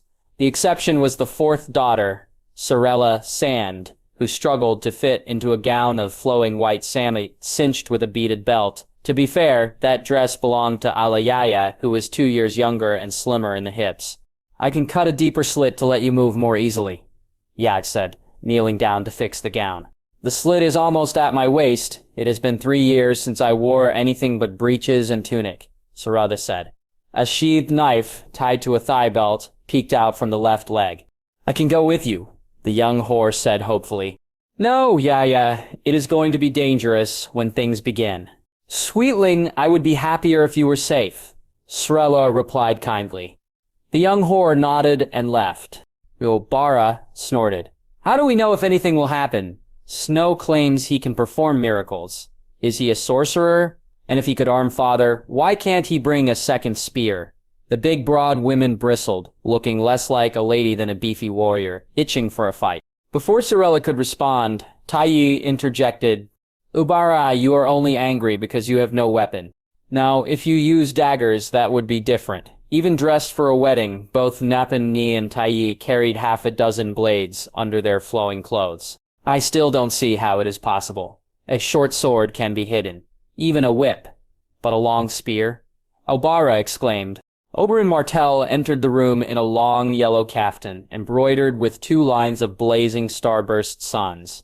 Under the robe he wore a few bits of armor, copper vambraces, leather greaves, and a thin linen gambeson. None of the pieces offered much protection, but the Red Viper planned to rely on speed and surprise. Your sister is right. A wedding chapel is not a butchery. Only the guards will have weapons. Did this maester truly say he could bring me a spear in the septon? Yes, father. A spear. 8 feet long. A blade the length of 2 feet and 4 inches at its widest. Jon Snow has given his word. Sora said. Oberyn laughed. I like him more and more. But how will he do it? I do not know, she shrugged. The Prince of Dorne turned to his daughters. You all look beautiful, lovely, and deadly. But there is something more you need to know. Something about my sister, Elia. The Sand Snakes waited for their sire to continue. The gates of King's Landing were sealed against the Lannister army. Yara's planned to hunker down in the Red Keep, forcing them to siege the city. Pyxel convinced Aerys to open the gates, in the hope that Tywin would take the Iron Throne. He knew that would mean the death of Elia's children. Then Pycelle dies today, Nan said coolly. The sun had passed through the highest point and was slowly descending in the sky. Outside the pale red stone walls, a festive spirit filled the streets and alleys that fed into the king's way. Singers bellowed out wedding songs. The queen took off her sandal, the king took off his crown and flowers of spring, trying and failing to be heard over the loud outcry of rude pushcart peddlers. Small folk lined the paths about the castle, hoping to glimpse high-born maidens, gallant knights, and beautiful whores. Men and women chattered about the imp and his astonishing feats of sexual perversity. Wives wondered how such a small man could have such a large appetite. Soldiers bragged about their own conquests and compared their cocks to the demon monkey of Casterly Rock. Many swore they had seen the imp bring a honeycomb and jackass to a brothel, how he employed such strange objects for his pleasure. No one could guess, just as they paid no attention to the little birds darting around. 4 boys gathered in the shadow of a bronze gate near a sealed postern. They were dressed somewhere between a squire and a servant, and pushed carts laden with food and drink with purpose and confidence. The 4 waited for their master, who would find them here. An hour after the sundial showed no shadow. A holy man wearing a cloth of silver vestment about his shoulders and long white robes approached. Sunlight reflected off the 7 sides of the stately crystal coronet on the head, and hints of blue and green flickered above the gold rim. Like most of the high clergy, the robes billowed as if hiding a large belly. In this case, the protrusion was a satchel strapped to the front that contained a crossbow, wildfire, and rope. "Your Holiness." The 4 boys puckishly bowed. Jon Snow removed the itchy coronet crown and wiped beads of sweat off his cropped hair. Only the High Septon is called His Holiness, and his coronal is much finer. Each of those crystals are over a foot high. My title is simply Septon. Begging pardon, Septon, but the High Sparrow wishes to sell all the gold, crystal, and silver in the Septont. So he wouldn't wear any crown higher than yours, Cletus laughed. And he wouldn't have this. Chet reached below his cart to get out a long staff, shaped like a shepherd's crook. The crozier was wider than most, for good reason, and the Wintertown boys had etched marks of the faith of the 7 on the bent head. Jon admired the stout crook in his hand. "A fine piece of work, you have done well." The top appeared to be ivory jointed with copper strips, but was really cheap painted wood. The shaft, though, was sturdy ash. "We sharpened the end and added iron to the bottom." Chet pointed with pride to the butt spike. The spike improved the balance and could even stab a trapped foe. Jon held the crozier in his left hand and strapped the holy water sprinkler to his right. The silver ball was above the belt, allowing the stored liquid to ooze into the hollow handle. "We don't have much time. In less than 2 hours, the wedding will begin and end. One of you should be near the royal sept, the rest in the courtyards below." "What of Varys' birds?" "My lord, we recruited the little birds this morning. We handed out copper stars, more coins to attract the whores, and promised even silver stags to find us in the castle. They were shocked at their good luck," Daenerys said. "And were they suspicious? Will any run to find Varys?" "They were, my lord, but they were also very hungry. We could offer far more than the spider: hot bread and cheese, eggs, fried sausages, candied plums, copper stars. We promised more if they obeyed," Shane said. "Good. It helps that the spider is busy watching the Typhras and Martells at the castle, which Septon comes to the Red Keep," Jon said. The High Sparrow nearly refused, but the most devout sent Septon Lucian. "He is a son of Warder Frey, a greedy fat man," Cletus said. "What does he look like?" Jon asked. "Like any Frey, a mix between a rat, a weasel, and a vulture. But most Septons are very fat. Lucian is no exception. He is also older than you, my lord," Cletus said. "Luckily, this ridiculous crown covers my hair and the top of my head. I will need to puff my cheeks out like a squirrel. Now the most critical part. Do you have the cloaks?" The 4 nodded. Hidden in each cart were dozens of cloaks and veils. Jon inspected them. The wool garments were winter gray on ice. White. Stark colors. These were the colors that Sansa would wear in the royal sect. The hardest part was the waiting. Jon had hugged her and wished her good luck hours ago, leaving her with Balerion. The old black cat was not good company. Not like a dire wolf. In another life, she could spend days playing with Nymeria in the Godswood. Yaxley waited in the dark, in the small round chamber where 6 tunnels met, each with their own door and iron gate. She chose not to light the ornate iron brazier in the shape of a dragon's head. On the floor, Yara placed a pile of pebbles to mark the trail that only she would know. She could wander in the dark, but the stones would guide Sansa and the others. Yara could destroy any trace as they passed. There would be no clues left for little birds. Delirian hissed and jumped on the rungs set on the walls. Arya followed, counting the number of steps. The ascent was long and hard, and she groped for each rung, although the dim outline of the Black Tom led the way. Her arms hurt, but with every step, her footing became more sure, quiet as a shadow, quick as a snake, calm as still water. Finally, when the count reached 230, she crawled through the short tunnel to the left, pulled an iron hook, and entered the bedchamber of the Hand. Servants roamed the Tower of the Hand, preparing for the banquet. Dressed in the red and gold brigandine, Arya looked like a Lannister page. She would have told a maid that she needed a veil from Lady Sansa's chamber.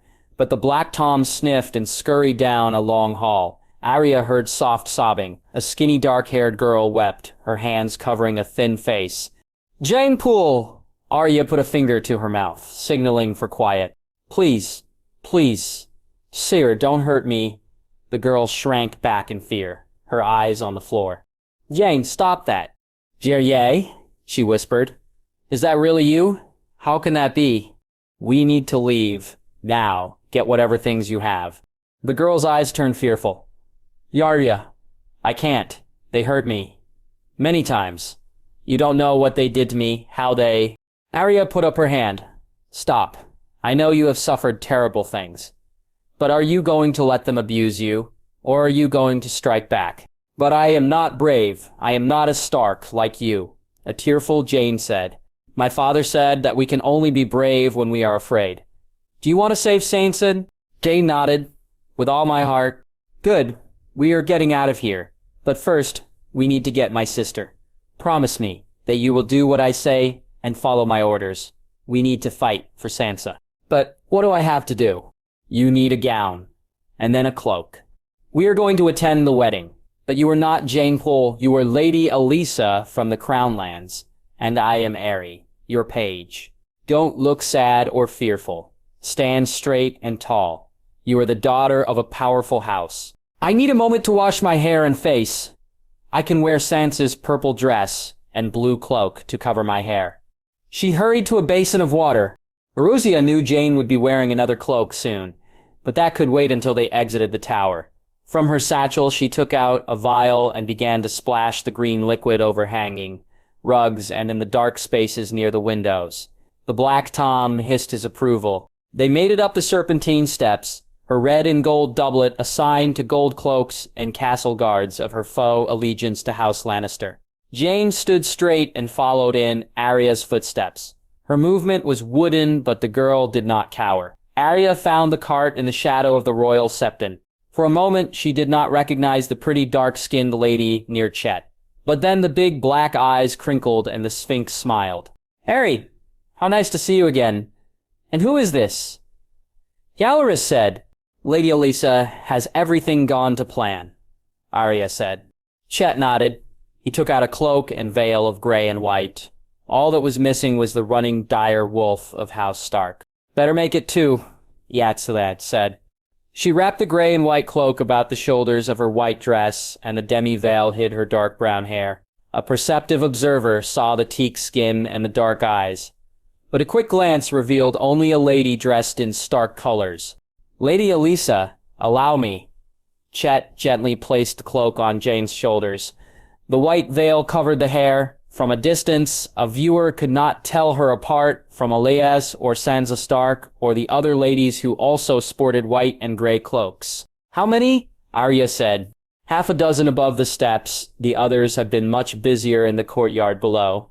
Chet handed her a large, long package wrapped with hempen rope about plain wool. "I will go find more of the little birds and hand out more cloaks and veils. We have been giving out 3 silver stags with every cloak. 2 for the whore, 1 for the little bird. I will take care of Lady Elisa." Yalorys drawled. Arya nodded, both hands gingerly holding the package. She strode confidently to the septon. At Winterfell, the sept was a small chamber for Lady Mother to pray. Here each statue was huge with a censer at the base, burning sweet incense. There were 7 statues, but only 6 faces. The stranger was turned away from the others, hidden in darkness. Besides the god of death, the chamber was bathed in light. Sunlight from the windows, the flames of a brazier hanging down in the center, and candles lit around the statues. The light scintillated against many 7-sided crystals that decorated the room. Guards hung back while the nobles sat in silence, waiting for the septon to arrive between the altars of the father and the mother. Urya spared no glance for the infidgeting next to his white-cloaked brother or her sister, alone among a bunch of unsmiling septas. She found the Martells easily enough with their revealing laily and orange silk gowns. Many eyes rested on the tall, slender man and his half-dressed paramour. Instead, she sought out the 3 sand snakes and gave the package to the golden-haired girl in lace and samite. Urya whispered for Alia and hurried away. Brienne stood awkwardly, ignored by nobles, septas, and guards alike. The heavily scarred man watched Sansa, and to his right, a large warrior with a hook nose and bushy brown hair, japed with several Lannister men. That one wore a fine surcoat with a black kettle on a red field over white plate armor, and carried a white helm on a leather belt with golden buckles. Rosier tapped Brienne on the side. Her mouth gaped in shock, but Orya pointed to the corner, where the carved head of Baelor, the Blessed, watched over an ornate wooden door. Orya pushed her way through. The royal confessional was nearly as large as the Winterfell. A screen inlaid with prayers to the Father separated a chair and a comfortable bench covered in black satin, long enough for a grown man to lie down. A thin patina of dust covered the candles. "Raya, what are you doing here?" a gobsmacked Brienne asked. "Rescuing Sansa. Sit down." Iya quickly closed the door and lit one candle. The septon's chair was illuminated, but the bench remained partly in shadow. "Strip. Lady Stark?" But Brienne's confusion was clear. "We don't have much time. Take off your armor. I will be back soon," Orya said. She closed the door quietly when she left. The Lannister guards had taken their positions near the lines. The scarred man had eyes only for Sansa. Arya coughed respectfully, and then the knight with the black kettle turned. "Ceres, I have a message for you from—" "Speak up, boy." "From who?" Kettleblack asked. "A lady, Serta. A blushing maid with yellow hair and fair skin. She wishes to give you her favor, and possibly more," Arya said. The brown-haired man gave a lopsided grin. "Lead on, boy. I will be happy to meet your lady." Ariel opened the door to the confession. She heard a gasp, but Brienne's face could not be seen in the darkness. The Maid of Tarth had stripped down to only her gambeson and moved 2 beefy hands to cover herself. Osmond leaned in eagerly, only to reel when he saw the crooked teeth, short blonde hair, and broad freckled face. As he backed away, Arya plunged needle cleanly through the knight's right eye. She buried 6 inches of the blade into the head, twisted the rapier, and then braced both hands against the falling body. Kettleblack's legs collapsed and he fell to the side, blood pooling on the ground. There was no blood on the white cloak. "Arya, you killed him," Brienne squeaked, her modesty forgotten at the sight of the dead man. "He is wearing a white cloak. Was he a Kingsguard?" Ser Osmond bragged that the queen wanted him to guard her body. If there was any opening, he would be anointed as a Kingsguard. So that's why he has a white cloak, but no white armor. Help me take off his things, Arya said. Brienne moved to unbuckle the back plate of the cuirass. Arya handed her the great helm and stripped off the surcoat. Most of the blood was on the face and neck. "When you walk out, you are Ser Osmond Kettleblack. Wear his surcoat, armor, cloak. Keep your head covered with the helmet. Be ready to rush for the door," Arya said. "With the surcoat and cloak, I only need a few pieces of Kettleblack's armor. How will I know when to run?" Brienne said. "Simple. Just watch the wedding." Arya stripped the dead man of everything they needed.